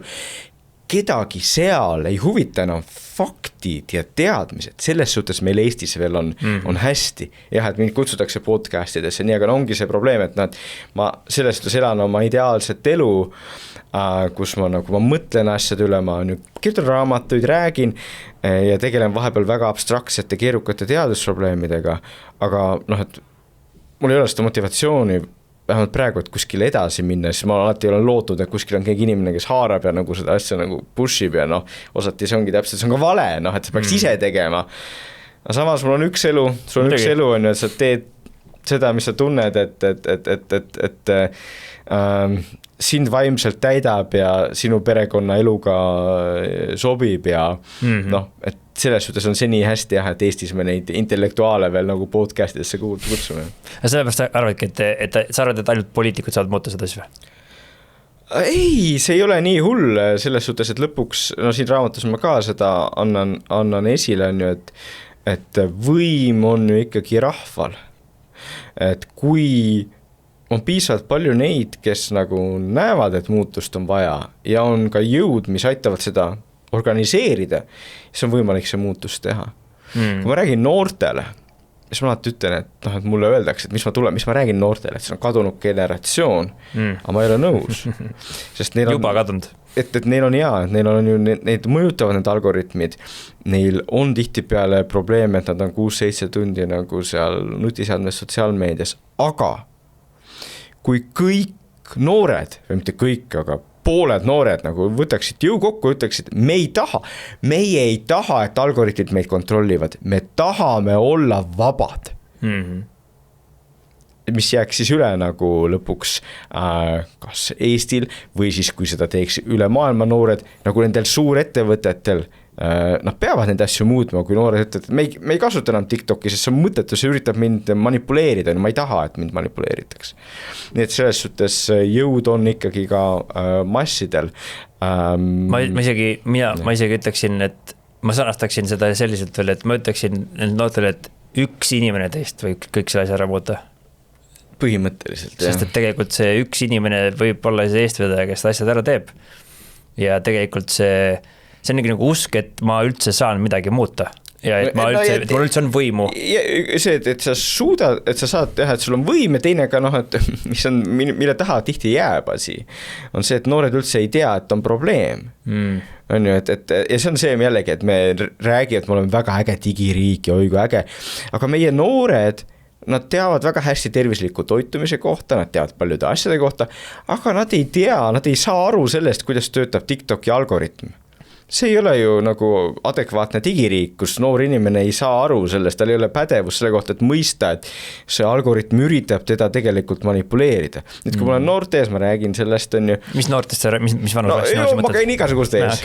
Olen ka lasteaias käinud, sinna nii tihti ei jõua, on ju. Ja seal on siis erinevad, et väga lahe on rääkida, on ju, esimese, teisele, kolmandale klassile hästi palju küsimusi ja kõigil silmad säravad. Gümnaasiumil on ka nagu tihtipeale nagu päris vahva, neil on küll vähem küsimusi. Ja kõige raskem on rääkida 7-8 klass, on sellise näoga, et mul on jumala suva, ma ei tea, kes sa oled, mul on jumala suva. Et see on üks naljakas asi, et nagu, mida teised teadlased absoluutselt ei tee, et ma olen ükskord ühes paneelis olin teadlastega, kus siis küsiti, et no mis on kõige keerukam publik, kellele te olete kunagi rääkinud, siis hakkavad rääkima, oi jaa, kui mul endine doktoritöö juhendajale publikus on et need inimesed, nad ei saa aru, mis on keeruline, sest keeruline on see, kui sa oled 207-8. klassi õpilase ees ja sa nüüd üritad neile selgitada nagu midagi. Aga ma ikka ütleme nii viimasel aastal, võib-olla korra aastas, muidu tegime rohkem, võtan selle ette nagu, sest see on selline nagu challenge on ju. See on niisugune hea, nagu läheksite sinna lavale, teeksid halva nalja, et keegi naera. No jah, aga sa teed isegi hea nalja, keegi naera. Aga ta on nagu tõesti, sa oled nagu täitsa nagu lahingu väljal ja siis sul on väga lühike aeg, kus sa üritad neid enda poole võita, on ju. Aga siis, kui sa nagu natuke saad seda ja siis sa ütled seda neile, et no teile kellelegi ei meeldi, et õpetajad teid kontrollivad. Kellelegi ei meeldi, et täiskasvanud teid kontrollivad. Aga tõstavad käed, kellele meeldivad, et algoritmid neid kontrollivad. Ja nad hakkavad aru saama, et ta teed aru, sa teed mõelnud seda, et see, et mingi algoritm neid mõjutab, on see sama nagu see ema ütleb, et kuule, mine nüüd täna ikka trenni ka või nagu pese nõud ära, on ju. Et see keegi mõjutab sind. Ja ühesõnaga see minu idee on olnud, et nagu noortele rohkem seda teadmist anda, tahaks veelgi rohkem jõuda, aga mõtlen see, kui käid seal 7-8. klassi säras pärast üleni higine ja mõtled, okei, ma nüüd mitu kuud ma küll seda ei suuda teha. Mulle tundub see, et mis on üks huvitav asi, on see, et hästi paljud ettevõtted või Eestis on niisugune nagu selline, et tulge tehke meile rääkige meile tund aega juhtimisest või tulge tehke üks päev meile midagi. Ja siis mõtlen, et mida te saate saavutada? Et nagu mida te saate? Ajaviide on see tegelikult. See on nagu kohustuslik ajaviide. See on nagu ajaviide ja selles mõttes, et sellega oskust ei saavuta ühtegi probleemid ära lahenda. See on nagu koosolek. Üks päev teeme koosoleku. Ja veel parem on nagu Zoomis. Nagu. Ja teeme Zoomis ka veel.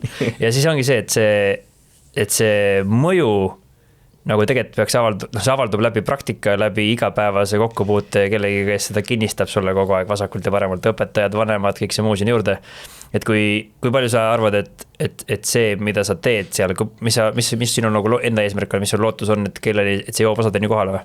Ja ta osadeni jõuab ka, ta on jõudnud, on, mul on neid näiteid nagu teismeistest, kes on öelnud, et kuule, ma läksin nuputelefoni peale, mille peale mõtlen, et okei, see on võib-olla veits ekstreemne ja siis minu loengu järel on mõni öelnud, et kuule, ma lasin TikToki maha praegu etal loengu ajal, mis on nagu päris äge nagu on ju, ja otse loomulikult on neid peresid, kus on väiksed lapsed, kes on siis nagu rohkem või vähem nagu kuulda võtnud seda ja et ei ole enam see, mis oli meil nagu võib-olla siin 7-8 aastat tagasi, kus nagu arvatigi, et see on väga normaalne, et sa annad oma väiksele lapsele nagu selle ekraani kätte, sest me oleme digiriik, on ju. See on kohutav. Kohutav ja neid peresid, kus saadaks aru, et see mõttetu on üha enam, nii et ma ma näen ikka, et sellel on positiivset mõju ja kui ma käin koolides ja nii, siis õpetajad on tänulikud ja vahel ka õpilased ise ja on olnud paar sellist päris lahedat juhtumit, kus tõesti nagu ükskord oli niimoodi, et üks vahva trummar ühest siis sealt ütleme nii, mis ütleme selle kohta, ütleme Kirde-Eesti koolist nagu tuli ja ütles, et kuule, et ma olen näinud su loenguid ja asju ja see pani mind tegelikult nagu seda asja tegema, mis ma praegu teen ja et mul on hea olla see trummar on ju siin. Noh, et jah, et mingid elusid ikka muudab ja Eestis vaata, kui vähe meil neid elusid on, nii et selles suhtes ma ise ka, kui ma olen seal 7.–8. klassi ees, siis ma mõtlen, et okei, kui ma mõnda 2, 3, 4 muutsin, siis see on juba ka päris piisav ja see on okei nagu. Ei, see on väga hea, et aga see on ka realistik on ju, et ma ei suuda neid kõiki mõjutada. Kõik ei suuda, et see lõpuks on nagu protsentide mäng ja sa üritad nagu seda natukene teha, aga samas alati on see frustratsioon ja nagu tahaks, et nagu siin oleks suurem tugi ja vägi taga, eks, aga nii on. See, mis ma tahtsin öelda? Ütleme kohe. Mis sa praegu sellest koolisüsteemist siis, kas on sul midagi, mida sa muudaksid just nagu kuni 9, keskkool, ülikool, mis see suurimad võib-olla innovatsioonid, mida seal vaja teha oleks üldse? Noh, keskne innovatsioon, mõtlengi, on see esimene asi, mis on ülilihtne, millest tuleme täna mitu korda rääkida, on ju, selgitage nagu paremini õpilastele ära, miks me teeme neid asju, on ju, ma olen öelnud mitu korda, see, et sa koolis saad kaasa oskuse pingutada, mõtelda, õppida, on ju, see juba lahendab päris palju probleeme ära, on ju, teeme seda nagu, noh, et selles suhtes, et see ei vaja mingit miljoneid investeeringut, on ju. Teine asi, mida võiks mõelda on see, et jah, et kuivõrd me nagu kasutame nagu hindeid ja kuidas me kasutame hindeid koolisüsteemis. See on päris positiivne tegelikult, et kui vaatame Eestis nagu algkoolis enam väga paljudes kohtades hindeid ei pandagi. Mis on hinde probleem ongi siis see, et noh, kui ma toon siin, mitte siin raamatus, aga nüüd eelmises raamatus toon näite, et kujutate, et mõni teist läheb tantsukursustele, on ju, sul on õpetaja, eraõpetaja ja siis tantsid seal, teed oma tangot ja ta ütleb sulle 3. Noh, et see ei ole kasu, see ei ole tagaside, millega sa saad teha ja sina isegi saad täiskasvanud inimene ja võib-olla sa mõtled välja, äkki seal ikkagi kui jalgade liigutus on ju. Aga nüüd, kui sa oled 7. klassis 3, sa ei tea, mida paremini teha. Sa ei tea, mida sa valesti tegid, eks on ju. Nii et noh, et see on see, mida ma ilma tagasisidet on see kasutav. No ilma täpse tagasisidet. Täpselt, noh, et see ongi see, mida ma siis nagu eelmises raamatus loovust ja lugelemist ka ütlen, et nagu noh, et pigem nagu üks asi, mida saame teha, et nagu hindame vähem, aga anname rohkem nagu seda tagasisidet ja muidugi ei jõua siis iga kord anda kõigile 36 õpilasele, aga esiteks võib teha nagu näiteks siis, et me anname täpsemat tagasisidet 3 iga kord erinevale. Või siis see on see koht võib-olla, kus saab ka nagu tehisaru natukene kasutada, noh, ma ei ole seda et see põhimõte on see, et lihtsalt ei ole aega, on ju? No jah, et õpetajad, noh, ma töötan nii paljude õpetajatega koos, et ega nad on toredad inimesed, neil lihtsalt polegi aega, nad töötavad hilisõhtuni välja, neil pole aega, eks. Aga just, et sa on, noh, et probleem on osati see, et sul on kontrolltöö järel on ju, kogu aeg sa hindad, aga selle asemel võtame osad kontrolltööd ära ja lihtsalt annamegi, võtame ainult 3 töid, anname neile täpsemat tagasisidet nagu, et mis oli valesti, kuidas teha paremini, mida jälgida. Jälle, see on see sama punkt, mida enne rääkisin, et selleks, et tegelikult õppida, keegi peab su tähelepanu juhtima selle õigel aspektile, et mida sa valesti tegid, on ju.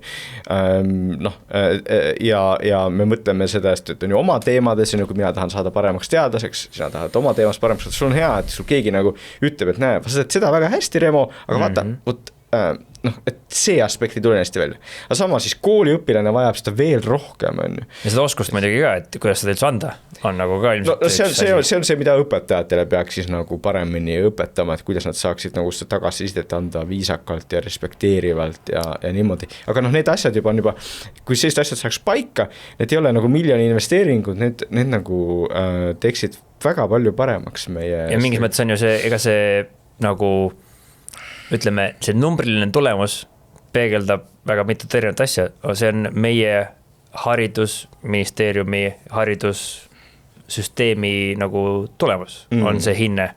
Samamoodi kui õpilane saab 3, siis tegelikult see lihtsalt ühtepidi näitab seda, et kui hästi mina olen talle selgitanud, ja mida ta on omandanud vastavalt minu väljaõppele, et kui keegi saab 2, siis ma ei saanud tema tähelepanu lihtsalt või mis iganes, ma ei osanud talle selgitada või võtnud piisavalt palju aega selle jaoks, et seda tulemust nagu luua.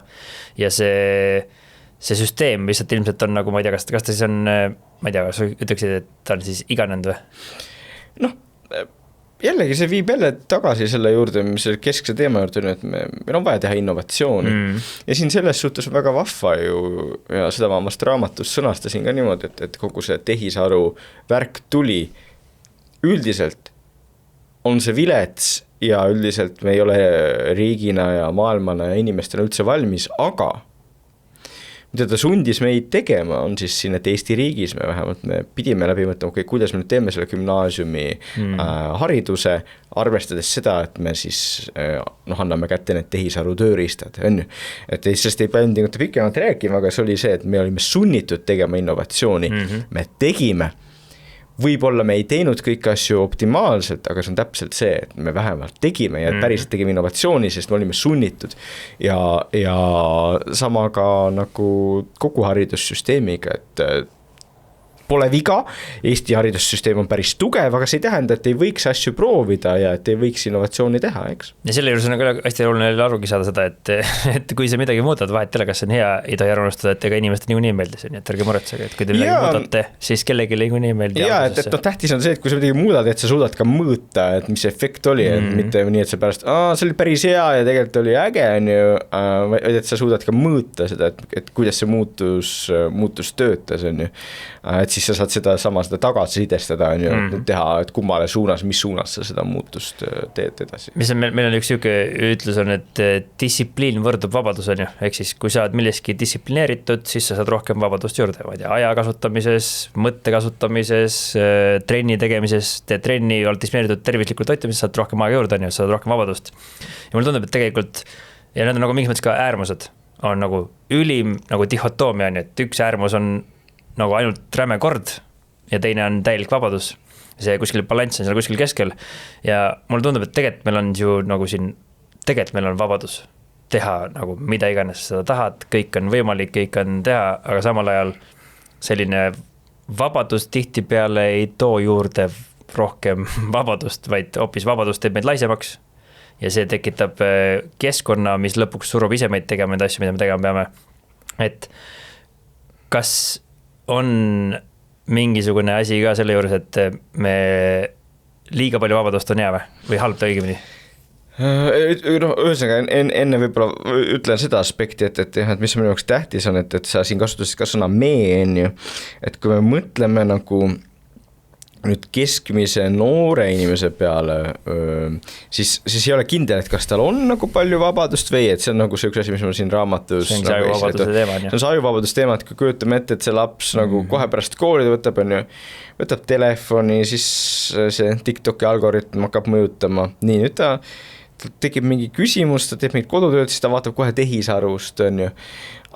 Et on võimalik tegelikult, et ta nagu seal, ta ei tee ühtegi nagu siis päris vaba otsust, et ta tegelikult ei olegi vaba.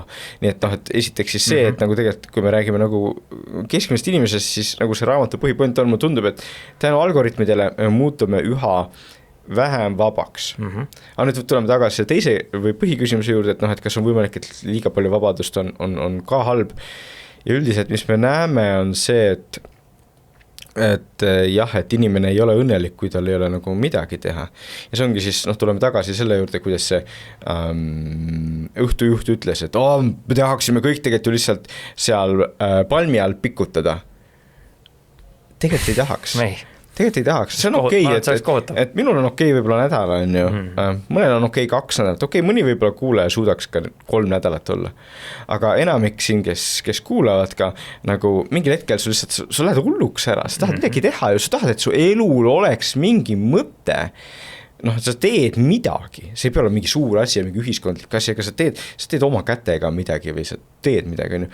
Et selles suhtes see nii-öelda, et sul mitte midagi ei ole vaja teha, just kui kõik on vaba, et see ilmtingimata jah, alati ei ole see, et kõige paremad nii-öelda teosed ka, kui me uurime loovust ja nii, sünnivad siis, kui on piisavalt vabadust, aga sul on ka mingisugused kohustused, sa pead midagi tegema, on ju, et Mozart, tema mõtted tulid siis, kui ta sõitis tõllas ja oli vaba tunne, aga samas tal oli väga suur sund ka neid asju, neid teoseid teha, sest lihtsalt raha ei olnud, tal oli vaja raha teenida.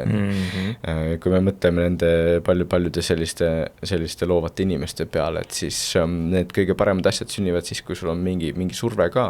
Siis ongi surve, mis me ise ütleme, on see, et üks nendest põhimõtteliselt on see, et ingliskeeles on innovate and adapt, on ju, nüüd kus kohast toimub innovatsioon lahinguväljal, siis see keskmiselt on siuke arvamus, et et kui ma ei tea, jõulupidu meil on 1000 inimest ja mul antakse 5000 budget, siis öeldakse, et võimatu. Ja mida mul ikka juurde vaja on, kui ainult ressursse. Või kui meil müügitiim ei tee, mis meil vaja juurde on, meil on rohkem müügimehi vaja. Nüüd, minu arvates see on üks jällegi siuke, ma ei tea, kas müüt või see on esimene vale koht, kui vaadata on see, et meil on rohkem ressursse vaja, et tegelikult meil on vaja avada oma mõtlemine korraks. Sest et innovatsioon lahinguväljal toimub seal, kus ressursse on ülivähe. Afgaan, Iraak. Neil polnud üldse ressursse, NATO oli ainult kõik ressursid. Ukrainlastel ressursse pole. Nemad leiutavad seal selles kohas, kus neid ressursse pole, alati leiavad mingi viisi, kuidas hakkama saada, sest olukordist sunnib neid.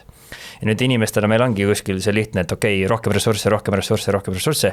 Tegelikult, mida vähem on ressursse, seda rohkem innovatsiooni tegelikult me esile kutsume, mis on jällegi väike riik, me oleme teinud siin juba väga palju innovatsiooni, mis tähendab, et küsimus pole ressursis. Keskmiselt vähemalt. See võib olla küll lõpuks lahendus, aga see ei ole esimene koht, kui vaadata. Ja see sama mõte, et see ressursi taga on asjad tegelikult ei ole. Tegelikult on vaja kuidagi avada seda, ma ei tea, tšakrad või mida iganes avada inimestel vaja on. Võib-olla mitte tšakrad, aga ütleme... oma aju mingid asjad. Et see ei ava, sest sa nagu sa jõuad mingite... teiste aktiivsusmustriteni, mis haakub sellega, mis me rääkinud oleme, et kui me mõtleme mingist probleemist, siis meie aju läheb ühte seda sama teed. Kuskile auku, nagu pall veereks auku on ju, aga kui meil on vaja see asi lahendada, siis on võimalik, et nagu see, tegelikult see pall leiab teise tee ja leiab mingi hoopis teistmoodi koha ja võimalus on. See on see, millest ma raamatut alustan on ju, et meie ajus on nagu võimalik nagu läbi mängida nagu lõputult ja mitte ma ei kasuta sõna nagu metafoorselt, vaid nii ongi lõputult mustreid. See tähendab, et meie kõikide ajudes on lõputult nagu mõtteid, aga me elame neist läbi ainult väga vähesed. Ja kui me kogu aeg lahendame asju samamoodi, siis me elame nendest veel vähemaid asju on ju läbi ja siis nagu ongi vaja seda teada, et tihti peale nagu see tegelikult on uut moodi võimalik seda vaadata ja uut moodi võimalik lahendada ja see ongi see innovatsioon ja nagu õigesti ütlesid, see innovatsioon tihti peale sünnib siis, kui mul on piiratud ressursid. Üksik lapsevanem üksik ema 4 lapsega leiab alati viisi, kuidas neid lapsi lõbustada vahet seal ka 0 euro eest, et teine inimene leiab 5 soti eest. Jõudu neile kõigile üksikvanematele, et see on raske, aga nad on seda tublimad. Ja mingis mõttes olukord sunnib neid, neil ei ole midagi muud üle nagu. Jah, et niimoodi on. Ja see, kuidas sellist keskkonda, sest sellist asja nagu peaks koolis mingi osa võiks olla tekitada, et kaitseväes on ju on siis teatud periood, ütleme, kui on mõistlikud juhid sul seal sattunud, siis on nagu teatud osa ongi see, kus me tahame panna sind selles olukorda, kus kõik on sinu ümber on lihtsalt debiilikud, karjuvad su peale, sõimavad sind ja me tahame sinus välja tuua reaktsioone ja teatud viise, sest et see ei olegi normaalne käitumine ja ilmselgelt sul ongi halb. Et me paneme sind sellesse keerulisse olukorda, kus sul näiteks ei ole ressursse, me viime sind metsa, kus sul pole üldse süüa ja nüüd sa hakkad leiutama, sul hakkab see tegema, et kuidas koolis, sest et hetkel meil mingis mõttes, meil tuleb hästi palju rohkem lahendusi, rohkem võimalusi. Me ei piira üldse ühtegi võimalust, aga võib-olla hoopis vastupidine võimaluste piiramine on see, mis aitaks noortele leida hoopis seda innovatsiooni oma elus, sest et kui mida rohkem võimalusi, seda rohkem mingis mõttes ülemõtlemist ja sellist see paralüüs-analüüs tekib.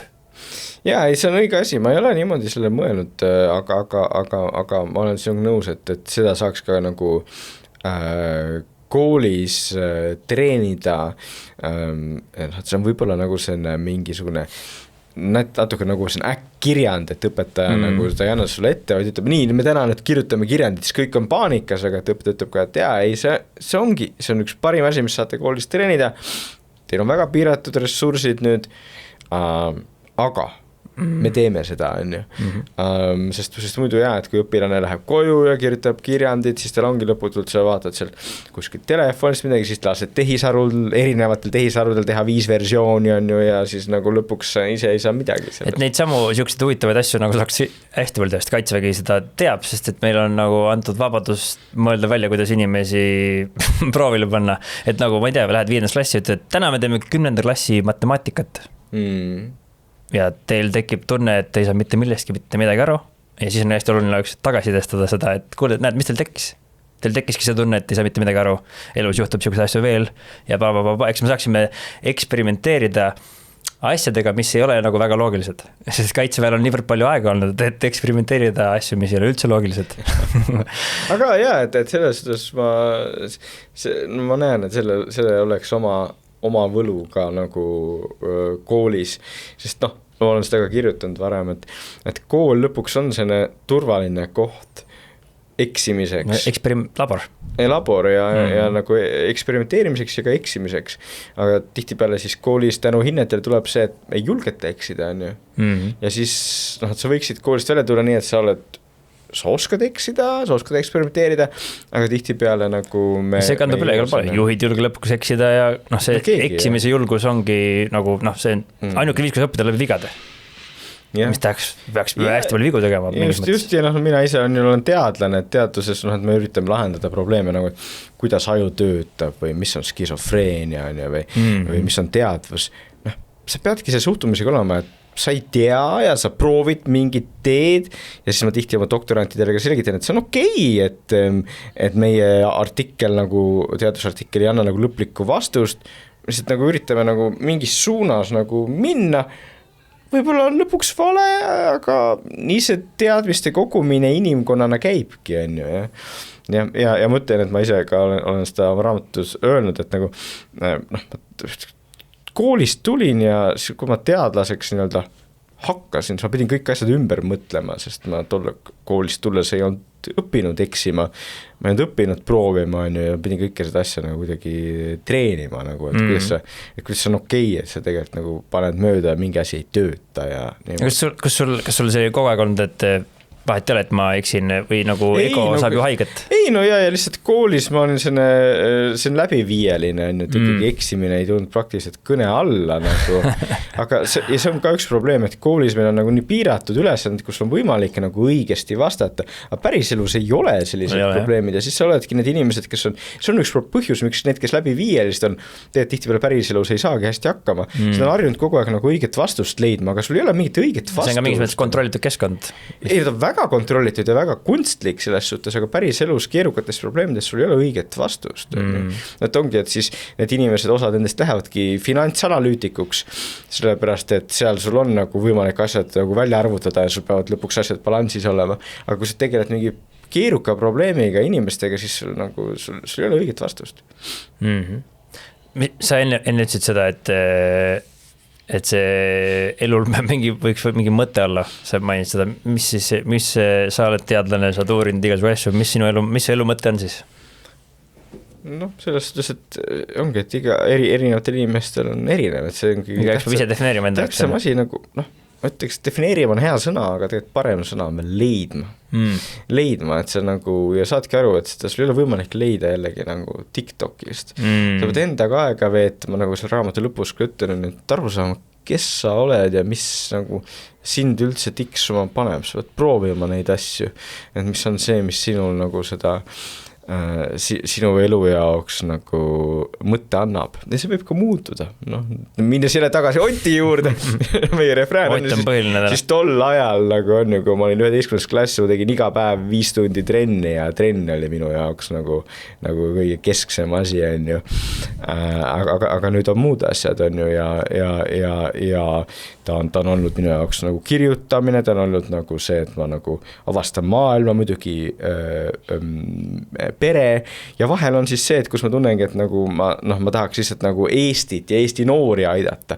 Ja kohati on need kõik asjad nagu kokku, on ju, mis annavad minu elule mõtte. Kui palju sul niisugust nagu hüplikust on? Hüppad ühelt teemalt teisele, 3., 5., 7., 8. On ikka, et ma selles suhtes, kui mul seal jällegi mõni õpilane või doktorant tuleb räägib, et oi, mul on vist ATH, suhten, et jah, et selles suhtes ka mina oleks kindlasti selle diagnoosi saanud mingis vanuses, võib-olla ka praegu just, sest et mul tõesti nagu osati töötõttu ka, et ma kirjutan, nagu me rääkisime, korraga mingi 10 raamatut, aga samas siis mul on nimekiri umbes 25 teadusartiklist, mida ma kirjutan kõiki korraga mingil määral, et ei ole nii, et ma kõik failid on korraga lahti, aga ikkagi ma alustan mingist asjast hommikul ja siis mingil hetkel nagu tunned, et okei, siin mõtled saad otsa ja siis ma vahetan, on ju ka, sellest ei ole nii, et ma ise teen 4 tundi ühte asja.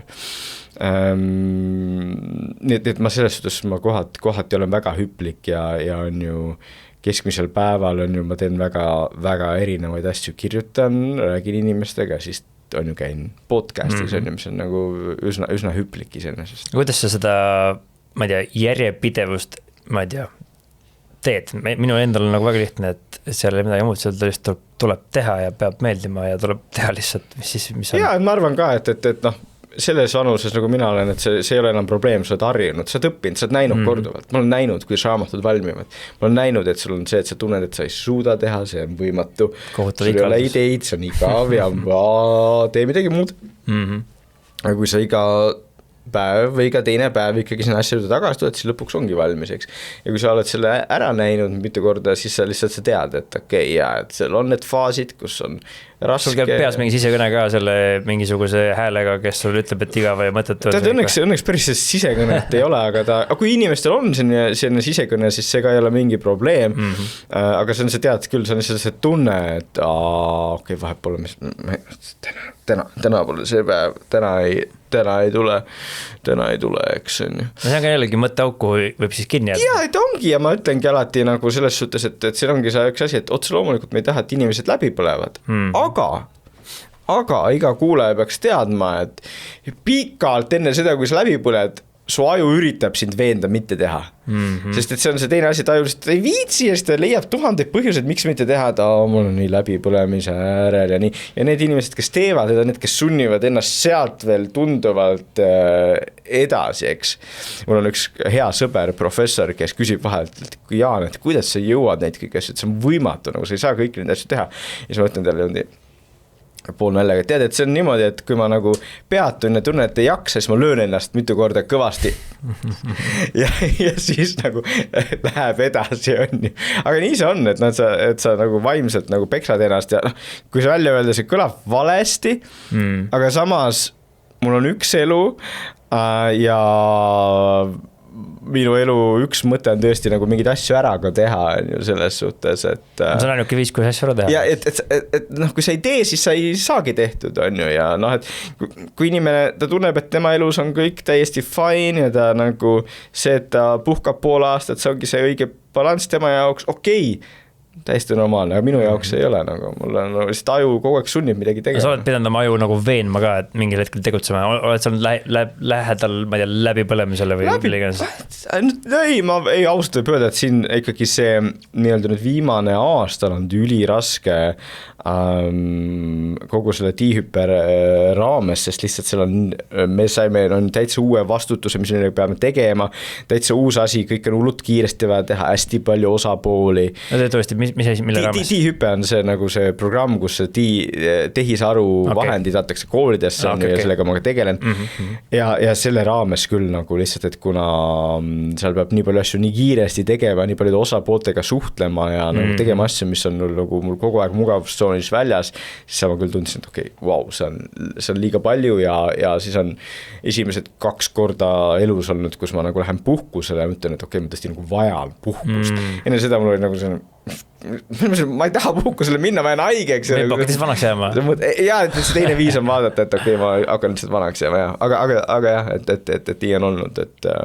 Ja samas on see, et sellest nagu need piirajad, mis meil peavad olevad, et need tihti peale, et okei, kui täna on piiraja peal, ignoreeri seda täna ja vaata, mis homme on, siis suure tõenäosusega homme sul enam ei ole ja nüüd, kui see hakkab korduma, et sul on, homme tuleb ka ja ülehomme tuleb ka, no siis on võtta puhkust veits. Aga see esimese vingumise peale ei ole mõtet anda. Ei tohiks alla anda kohe jah, et ikkagi, et see on jällegi see, et need, kes on tegijad, nad ei ole tegijad mitte seetõttu, et neil on mingi loomulik anne või et nad on palju edukamad niisama, vaid ongi see, et nad ei anna alla kohe, vaid nad proovivad edasi ja edasi, ja oma eelmises raamatus loovuste lugelemist ma tõin selle näite, et kõik me teame Dysoni tolmuimejaid ja Dysoni tehnoloogiat, et on üks Suurbritannia kõige nagu rikkamaid inimesi aga mida me ei tea ja mida ma seal raamatus esile toon on see, et on ju oma seda esimest Dysoni tolmuimejat ta leiutas nagu omajagu aastaid, kas tead seda lugu või see? Siin meelest oligi. Ei, see on eelmises raamatus. Ma olen kuulnud seda. Jaa, aga et on nüüd sarnast, seda, nagu ta tegi seda nii palju, 1001 kord. Üle 5000 prototüübi. Ja siis ma olengi nagu, kui ma noorte ees mõtlen, et mõelge, et paljud teist nagu teete ühe korra, annate alla, teete 2 korda, annate alla. Ja ma loodan, et mitte kellelgi ka kuulajatest ei ole vaja teha 5000 prototüüpi, aga kui me tahame asju teha, me peame valmis tegema 20, 40, 200 võib-olla on ju, saame aru, et see käib nii.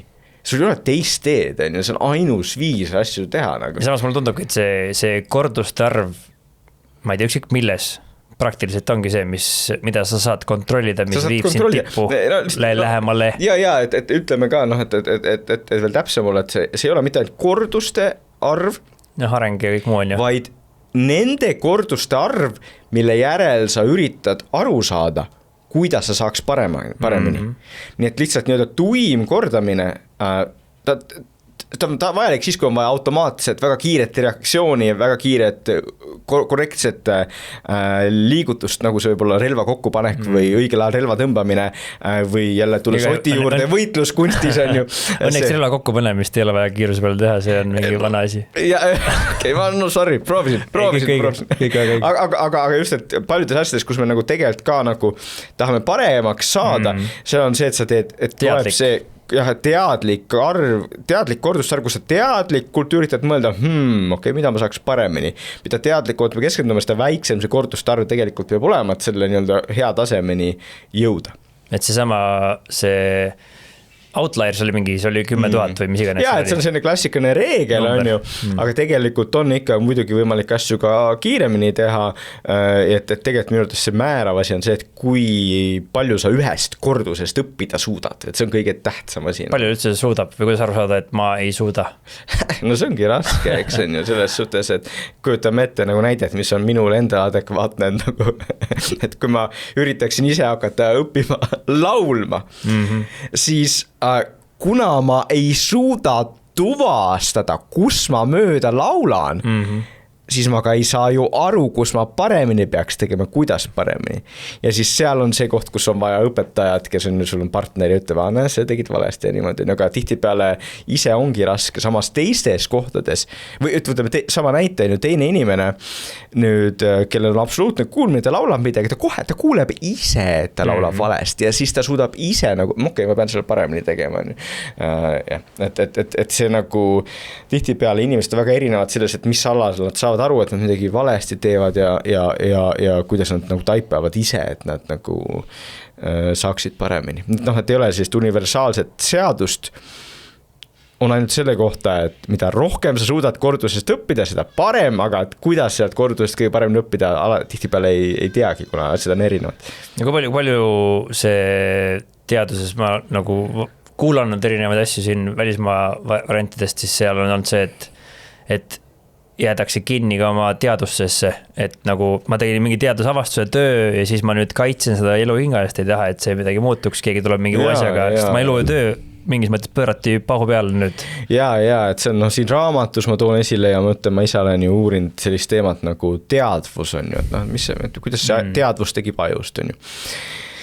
Ja siis seal ongi nagu on mingid tüübid, väga targad, respekteeritud professorid maailmas, kellel oma teooriad selle kohta, mis on teadvus. Minu jaoks on see täiesti mõttetu, sest et toredad teooriad, aga nad ei selgita ära, mis on teadvus, järelikult nad on valed, liigume edasi. Aga nende arvates muidugi no, see on see ja siis kõik, kes nagu vastu vaidlevad, nagu eksivad, on ju, ja see, kui sul nüüd keerukas teema, nagu näiteks noh, tihti teadusesse ette tuleb, on ju, siis noh, sul on argumendid, vastuargumendid ja siis sul on nagu väga, väga raske nagu sellest nii-öelda lõksust pääseda, et mina olen neid nii-öelda suuri teadlasi kutsunudki oligarhideks. Et nad mõjutavad nii väga ka seda, et mis teadust tehakse nagu lokaalselt.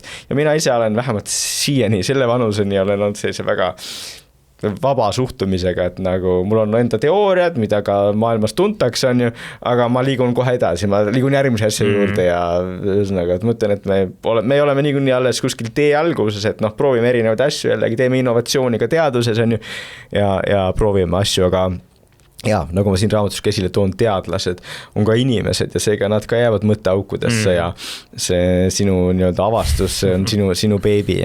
Et see, mis sa sellest arvad, et ma tean, et on olemas siuksed inimesi ka, kes uurivad nähtamatuid asju. No ütleme siis, ma ei tea, me ütleme selline esoteerika ja kogu see selline maailm on ju, mis mingis mõttes, et okei, et huvitav on mõelda, kuidas uurida nähtamatud asju ja hakata mõtlema, ma ei tea, nähtamatus keeles luua mingisuguseid asju, mida ei olegi võimalik näha, tõestada, mingis mõttes see saaks olla uurimisvaldkond, lihtsalt meil ei ole tõestust, meil on hüpoteesid ja meil on mingi tunne, mille järgi me seda kõike teeme.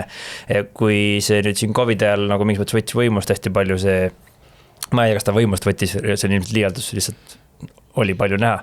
Aga just kõik need, ma ei tea, alternatiivsed viisid, psühholoogia viisid, teraapiad, kõik muud asjad. Et mis su mõtted sellega on, et kuidas see asi vohab? See vohab ilmselgelt sellepärast, et seal on mingi psühholoogiline asi, mis inimestel on vaja lihtsalt midagi või? Jah, et siin on ka palju on ju teadmatust ja siin on ka siis see, et kui inimesel on tõesti mure tervisega või psühholoogiliselt, siis sa tahad abi ja sa tahad uskuda, et sind aidatakse, on ju. Ja siis osati need nii-öelda, mis me ütleme, mitte arstid, aga need ravijad, nagu nad osati, nende probleem on, et nad ise ka usuvad, et nad suudavad mingeid asju teha, on ju. Aga see ei olegi nii hull, nendest inimesed ma saan aru, aga see probleem on see, et seal on väga palju inimesi, kes ka teavad, et nad petavad. Skämmerid, jah. Nad lihtsalt teavad ja nad kasutavad ära seda, et inimesed on haavatavad ja inimesed otsivad abi ja nii edasi. Ja see on väga suur probleem muidugi.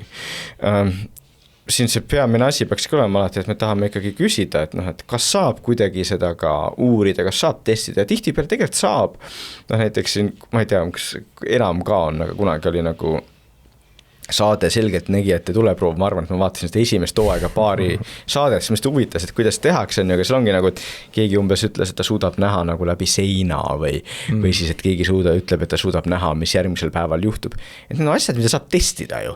Nagu läbi seina nägemist väga lihtne nagu lihtsalt. Teisele poole seina ja vaata, kus näed. Ja pane teisele poole seina, mingi kaart on ju, ütle, kas sa näed või ei näe, tee seda on ju 10 korda ja kui see tulemus on nagu, on ju mängukaartide puhul on väga hea on ju, juhuslik oleks 1/52 on ju, et on täitsa juhuslik, siis järelikult ei näinud midagi on ju, eks, aga kui nüüd on asi näiteks, ütleme, keegi ütleb, ma suudan ette näha, mis münt, kas kukub kull või kiri, ilmselgelt ühest ei piisaks on ju, sest et kukub ühe korra kuld, ütles kull, tõenäosus, et ta juhuslikult pihta pani oli 0,5 on ju ehk pool. Aga siis laske veel teha, 10 korda järjest nagu teha. See tõenäosus on väga väike. Variatsioon nüüd näitab ära, mis päriselt. Nii et me tahaksime alati nagu inimestel nagu küsida nagu ja nagu vaadata, et okei, mitu korda on tehtud, mitu korda tegelikult õnnestus, et see, et keegi ütleb, oi, see alati töötab, et et see ei ole see. Ja paljust neid asju on võimalik tegelikult testida ja uurida. Ja selles suhtes jällegi, otse loomulikult nagu nii-öelda peavoolu meditsiinil on ka oma probleeme ja ka neil on oma mõtteauke ja nii edasi, aga üldiselt siiski nagu neid asju nagu testitakse rohkem ja paremini, nii et nagu keskelt läbi kindlasti ikkagi peavoolu meditsiinist nagu tänapäeva haiguste puhul saab nagu paremini abi. Mulle meeldib see nagu tahe uskuda nagu lihtsalt mõnel inimesest niivõrd suur. Ja see näide on üks üli hea oli mingi Benetšek oli ta nimi, ta oli, tegelikult ta oli nagu, ütleme, muust kunstnik. Ja siis ta mingi 70-ndal, 80-ndal Ameerikas, ta oli siis mindbender. on ju, nad olid oma nad olid ühed esimesed, kes seda skämmi nagu tegema hakkasid. Ja siis üks ülikool tahtis uurida neid, et kuidas te siis oma mõttejõul neid lusikaid painutate. Ja siis ta pärast rääkis, et nad tegelikult aastaid uuriti neid. Nad leidsid viisi, kuidas kruvid lahti teha, seifid alt ja kõik asjad said ära painutud öösel ja igat pidi, ühesõnaga tegid kogu aeg skämmi. Ja siis nad ühel hetkel mingi 2 aastat nagu skämmisid seda asutust, lihtsalt mängisid lolli nagu. Ja siis nad ütlesid, et kaua me nagu teeme, endal hakkas ka nagu halb. Piinlik. Jah, et nagu miljonid dollarid pannakse auku nagu. Ja siis ütlesid, et tegelikult see kõik, mis me tegime 2 aastat, see tegelikult oli nagu skäm. Me tegime seda niimoodi ja niimoodi ja niimoodi ja niimoodi. Ja siis need tüübid, kes need uurisid, mõtlesid, te ei taha öelda meile, kuidas seda teete. No see jah, et see lugu kõlab väga, väga inimlikult. Ja siis oli veel sama asi oli see, et üks tüüp helistab talle ja ütleb, et sa tegid seda. Siis mida ma siis täpselt tegin? No vaata, Väntas ütlesid, et sa sealt oma osariigist teiselt poolt kuradi kaldalt vahepeal mõtled ja ma panin lusika, panin aknalaua peale. Siis mis siis juhtus, et lusikas läks paindus ära või? Ei, et sa panid veits mööda, et radikas on see õhku.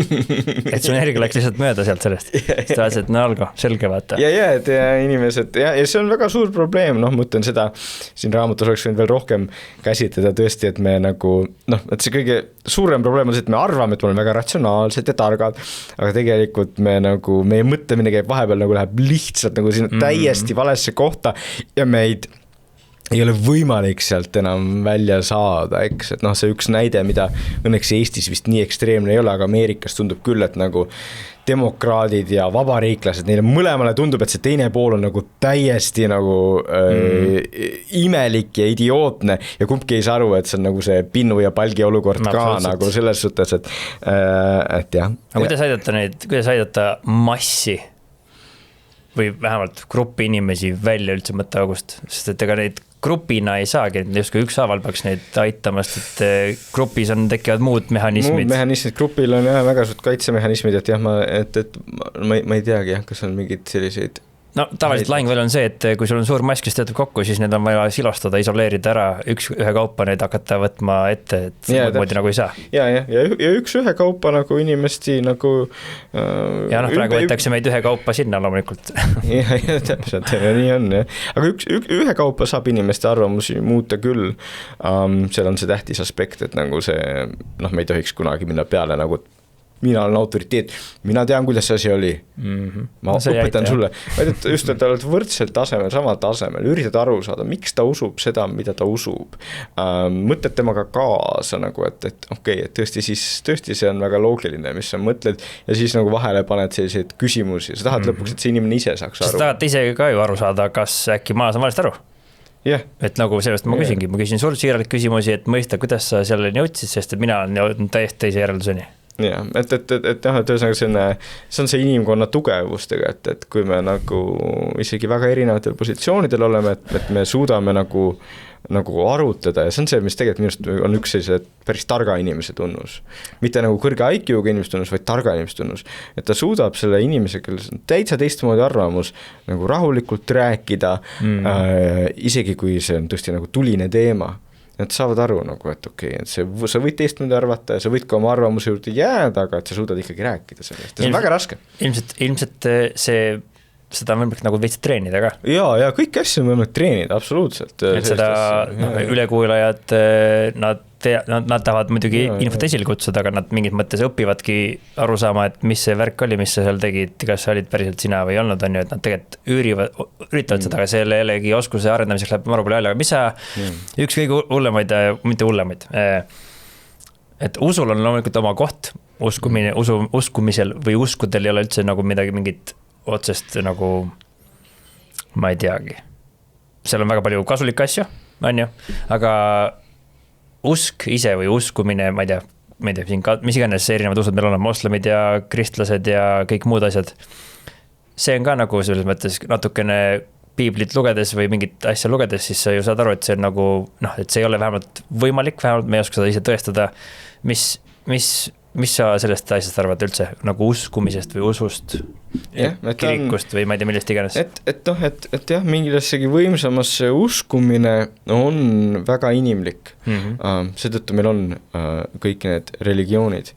Aga kui me jah, nagu võtame seda asja nagu nii-öelda objektiivsemalt, siis esiteks, see ei ole mingi probleem, et inimene usub, see on okei, aga jah, et see, et ta usub, mis see probleem on, siis kui inimene nagu see tõttu, et ta usub, nüüd arvabki, et nii ongi nagu, on ju. Et see õigem vaade sellele oleks, et meie aju tekitab sellise ettekujutuse, see ei ole halvustav.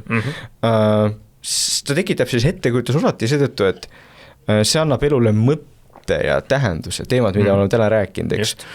Ja see on hea. Aga see ei tähenda, et see nii ongi, vaid see on tegelikult nagu ajus tekkinud ettekujutuseks. Ja selle pärast nüüd siis teisi inimesi tappa või viletsamaks pedada, ei ole õige, on ju. Aga iseenesest et usul on nagu selline oma roll inimese kujunemises ja ka elus olnud, aga ma arvan, et tänapäeval on ka okei, kui on inimesi, kes võtavadki sellise suhtumisega, et et jah, et ta on oma roll, me ei pea teda kuidagi halvustama, aga samas, et ei pea ka nagu uskuma, et sinu usk võib olla ka nagu inimesse ja iseendasse ja oma peresse ja nii edasi. Et mingis mõttes nagu see, mingil hetkel see oli nagu ka kogukond, on ju. Sa kirikusid kokku, tehti head asju, tore, ja absoluutselt. Nüüd mingis mõttes, mida rohkem on infot võib-olla kätt saadav, siis seda vähem võib-olla usutakse seda mingeid asju. Ja samal ajal seal oli jällegi väga palju häid kaasnevaid asju, nii nagu kõikidel muudel asjadel, mis nüüd samal ajal kaovad ära, sest et nüüd sa ju kokku ei saa nende inimestega, et see, kuidas sul tundub see suund üleüldse, et see, ma ei tea, kogukond või üldse naabriga suhtlemine, et enamus inimesi ei tea, kes need naabrid ilmselt on. Jaa, no see on see, kuhu ma raamatu lõpus ka jõuan viimases peatükis, et mis on see tugevus, mis on inimese tugevus, ongi see, et me suudame teiste inimestega väga hästi nagu mitte hästi läbi saada, aga nagu et suhestuda, et ma toon selle näite, et sa oled laulupeol, jõle kitsas, keegi astub sulle varba peale ka, vihmas sajab, aga nagu ei ole nii, et sa näed, et tüübid kaklevad ja nagu madistavad ja sest see on see üldine see foon, et meie eestlased on ju, ja sa ei saaks kunagi panna nagu on ju seda 20 000 koera või šimpansi kokku niimoodi, et see on üks inimese tugevus, et me nagu teiste inimestega tegelikult me võime nendega mitte nõustuda vahel, aga et me üldiselt nagu suudame põhimõtteliselt nendega hästi läbi saada, eks. Ja siis otse loomulikult nüüd see on see üks asi, mida siis kõik need algoritmid millega teevad, et me oleme vähem teiste inimestega koos, et sul ei olegi vaja enam kodust välja minna, kõik asjad saad telefonis ära teha. Ja see on üks põhjus, miks siis inimesed ka lõpuks nagu nad võivad olla seal TikTokis ja kõik need asju teha, aga lõpuks nad tunnevad ennast üksinda. Sa oledki üksinda. Selle nii-öelda hea olemise tunde ei anna mitte meile see, kui me vaatame kogu aeg mingid videosid teistest inimestest, vaid see, kui me tegelikult olemegi päriselt teiste inimestega koos, naeratame, nutame, jah, vahel keegi köhib, vahel keegi lõhnab ebameeldivalt, aga that's it, nagu see on see, mis me oleme. Jaa, ega meil hakkabki vaikselt vist 2 tundi saama, natuke on veel aega. Ja no selles suhtes, kui teemad hakkavad lõpetama, siis hakkame lõpetama, ega sellest tõesti ma tunnen isegi, et juba see jutt tuleb nagu aeglasemalt välja. Mis see... Ja huvitav palju neid kuulajaid üldse on, kes siia hetkeni veel kuulavad. Ma ei tea. Sest sa ei ole kunagi kuulanud, et võib-olla sa nagu teed pika show on ju, ja tegelikult siis nagu kuskil nagu poole tunni pealt keegi enam ei kuulegi nagu. Minu mõte on see, miks mina tahaksin tegelikult pikast tegema. Mul kõige pikem nüüd selle nädala vahetustab välja on ühe kindraliga 4,5 tundi. Sest et ma tavaliselt hakkan pihta nagu, kus me ikka alustame suvalistest teemadest. Ei, no raamatu lugemisest alused. Jah, täna aasta raamatu lugemisest. Et elutee on nagu nii pikk ja siis me jõuame umbes, ma olen alati tundnud seda, et täna ma millepärast tunnen seda, sest ma teadsin, et sul just rohkem aega pole. On ju. Et mul on tavaliselt see, et kui alla 3 tunnis ma tunnen survet, et me ei jõua ära rääkida kõiki asju. No aga kindlasti me ei jõudnudki, aga see on okei. Ja siis miks ma seda pika formaadi nagu panin, oligi see, et esiteks üks asi oli siit, sellest samast raamatusest, see innustust, et mulle tundub, et nagu selliseid, ma lõpetasin kõikide lühikeste videode tegemise üldse ära. Kuigi see on see, mille abil turundus töötab. Turundus tänapäeval. Ja nüüd, mis minu nagu lükke oli meeskonnale ja sellele oligi see, et me peame andma selle sõnumi selliselt edasi ja näitama, et tegelikult kõige ägedam on pikad vestlused, sest et mina õppisin ise, kui ma kaitsest ära tulin tsiviilis just läbi pikad vestluste, vaatasin Chacot, pikad vestlused, Joe Roganit, 3-4 tundi inimesed rääkisid juttu, kuulasid, sa ise ka nagu vestluse osa, see on nagu loomulik asi, mida isegi võis telekast vaadata, see käib taustal, jumala cool, vaatad, lõpuks saaks ka osa vestlusest, et selline pikk asi, kus vahepeal ongi mõttepaus, vahepeal ei kuulagi poolt juttu, siis jälle kuulen edasi veits, et nagu mul tulid alati nagu mõtted sealt ja siis kui ma hakkasin mõtlema, kui ma seda lugesin, on ju, et kui mitu head mõtet või mingit arusaamist mul on tekkinud, kui ma olen seda teinud. Ja siis ma sain aru, et ega ei olegi. Ja nüüd, kui palju mul on tekkinud ülihäid mõtteid, siis kui ma olen kuulanud kedagi pikalt vestlemas, ma ei tea, mis iganes teemadel ja ma ise ka ei tea, kuhu see teema läheb. Ja samal ajal vestlustest ma hoopis viin kokku ja pärast ma kuulen oma vestlust kellegi teisega, siis ma leian hoopis uusi nüansse, mida ma ise ei teadnudki. Ja tavaliselt see lühike asi on shortcut, aga pikkades asjadest ma saan palju rohkem tavaliselt kui lühikestes asjadest. Ja oleks vahva, kui palju inimesi niimoodi mõtleks ja seda näeks, et see ongi nagu inimesed, mul ei ole lihtsalt aega, ma nagu kogu aeg on nii palju asju teha, aga nagu ma siin raamatus kütan, et nagu ütleme osadele asjadele ei, et me ei pea iga päev jälgima Ukraina sõda, isegi kui me toetame Ukrainat kogu aeg oma mõtetes, me ei pea iga päev seda jälgima. Me ei pea iga päev jälgima, mis seal Iraanis toimub, me ei pea. Me peame enda eest seisma, oma pere eest seisma, oma lähedaste eest seisma ja selleks on tihtipeale vaja seda, et me tegelikult ise võtame seda aega nagu ka teistega rääkida ja ka ise olla, eks et see on nüüd olen tagasi seal, kus sa alustasid seda lugedes on ju, et see oli ka see tõttu, et ma paningi nüüd, kui alati on nagu algoritmide ütlevad, et nagu tahaks tähelepanu, siis iga video lõpus on see, et klikk järgmise video peale ja siis ma tegin vastupidise, ma panin sinna alguses 10 minutise lõigu iga video lõppu, kus ma selgitasin, kui halb on järgmist videot vaadata, tõenäoliselt sa said juba vastuse kätte, mida sa otsima tulid ära, järgmist video kliki, mine ära, ela elu, mis iganes. Tee seda, ja siis ma tahtsin anda seda puhvrit. Ja nüüd on samamoodi, nüüd on ka 3 minutit, on isegi 3 tunni lõpus on 3 minutit, mis ütleb sulle, et nii, sa said tõenäoliselt on vastuse, nüüd mine ela oma elu ja tee midagi muud ja kui sa tahad, siis tee seda teadlikult, et kasutada tahaks, mis ongi nagu kõige huvitav on see, et tegelikult tahaks, et inimesed, isegi nad ostaksid mu koolitust või trenni või mida iganes, siis kuule, enne kui sa siia klikid, mine räägi oma ema, isa, venna, õega ja kas sa saad aru ja tule homme tagasi, siis kliki. Ma isegi lase sul täna osta.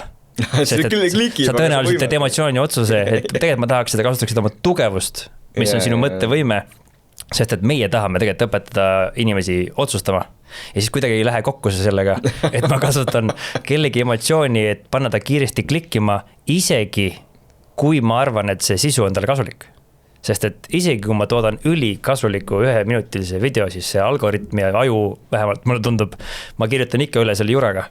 Sest et isegi kui mul on üliägedad 1-minutilised üliõpetlikud asjad, siis lõppkokkuvõttes, mis mulle meelde jääb? Mulle jääb see pattern minu ajusse. Või jah, et seal ongi see, kõik on lihtsalt, sul ei ole võimalik teha keerukamaid ja huvitavamaid seoseid, kui sul on kõik on lühiaegne formaat, eks. Ja see probleem ongi, et see tänapäeva maailm nagu meid sunnib sinna suunas, aga aitäh, et sa siis sellele aktiivselt vastu võid. Ja ma tundus, et midagi muud ei ole, midagi peab tegema ja kokkuvõttes mind nagu lihtsalt häirivad kõik need, ükskõik mis videot ma vaatan, igal pool, polgu see Black Trommist või mille iganes, 20 minutit. No selle käigus ei jõua jutt käimagi tõmmata tavaliselt. Saad soojaks, niimoodi napilt saad soojaks. Jah, napilt. Aga eks seda peab harjutama, aga igal juhul.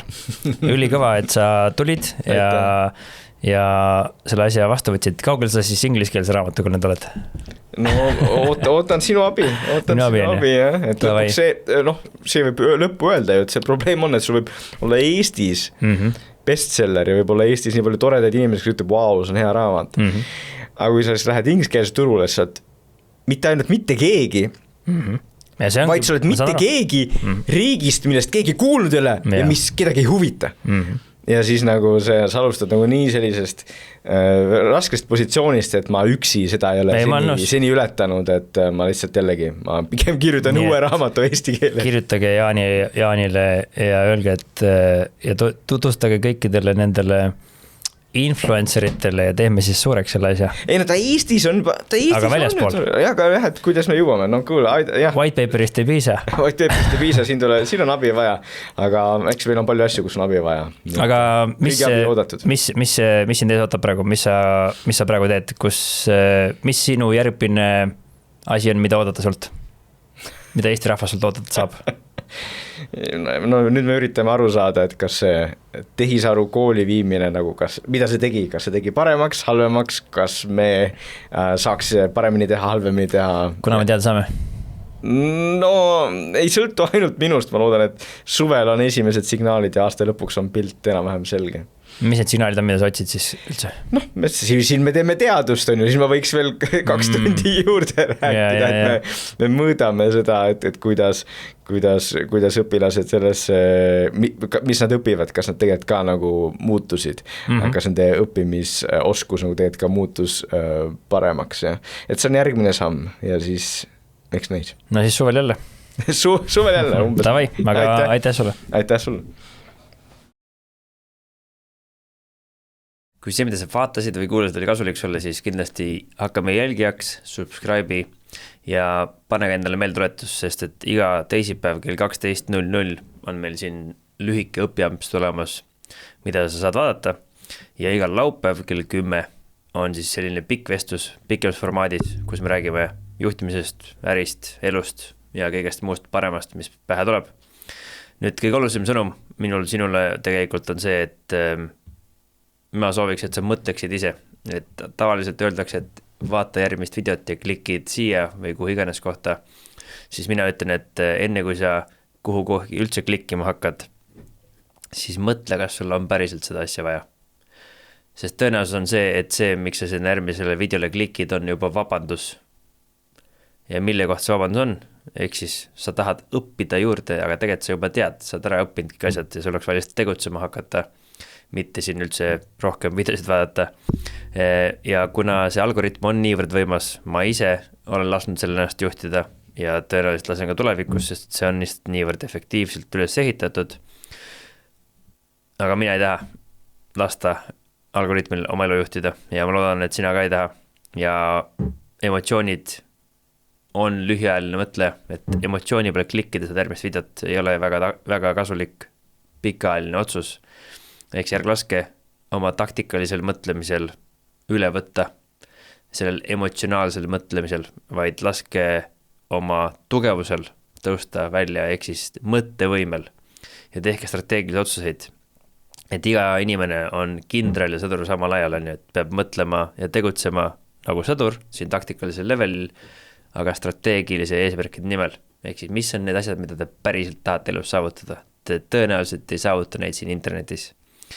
Eks järgi muutuge robotiteks, see oleks kõige hullem asi, ärge laske seda vabadust endalt ära võtta, seda on lihtne ära võtta, sest et me võitleme väga efektiivsete vastaste vastu nii-öelda, või vähemalt mina võitlen oma peas.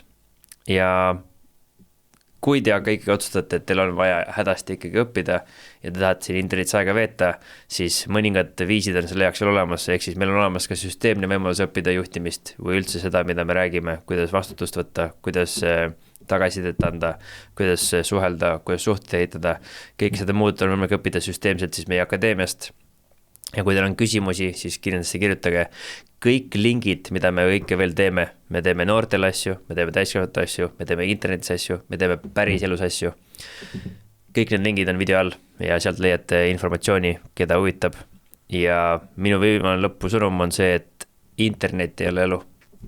YouTube ei ole elu, Spotify ei ole elu, mitte kusagil mujal ei ole elu kui päris elus. Nii et minu soovitus on teile, et õppige siit, leidke võimalik kiiresti need vastused ja siis minge rakendama neid, sest et ainukene viis tagasi, et saada on päris elust. Ja siis, kui te tegutsete. Senikaua, kui te olete siin, siis te lihtsalt tarbite. Ja kui te tarbite, siis see on okei, kui see on teadlik otsus. Kui see ei ole teadlik otsus, siis nüüd tehke teadlik otsus ja liikuge välja päris lahinguväljale. Vaat, see ongi minu sõnum. Edu teile!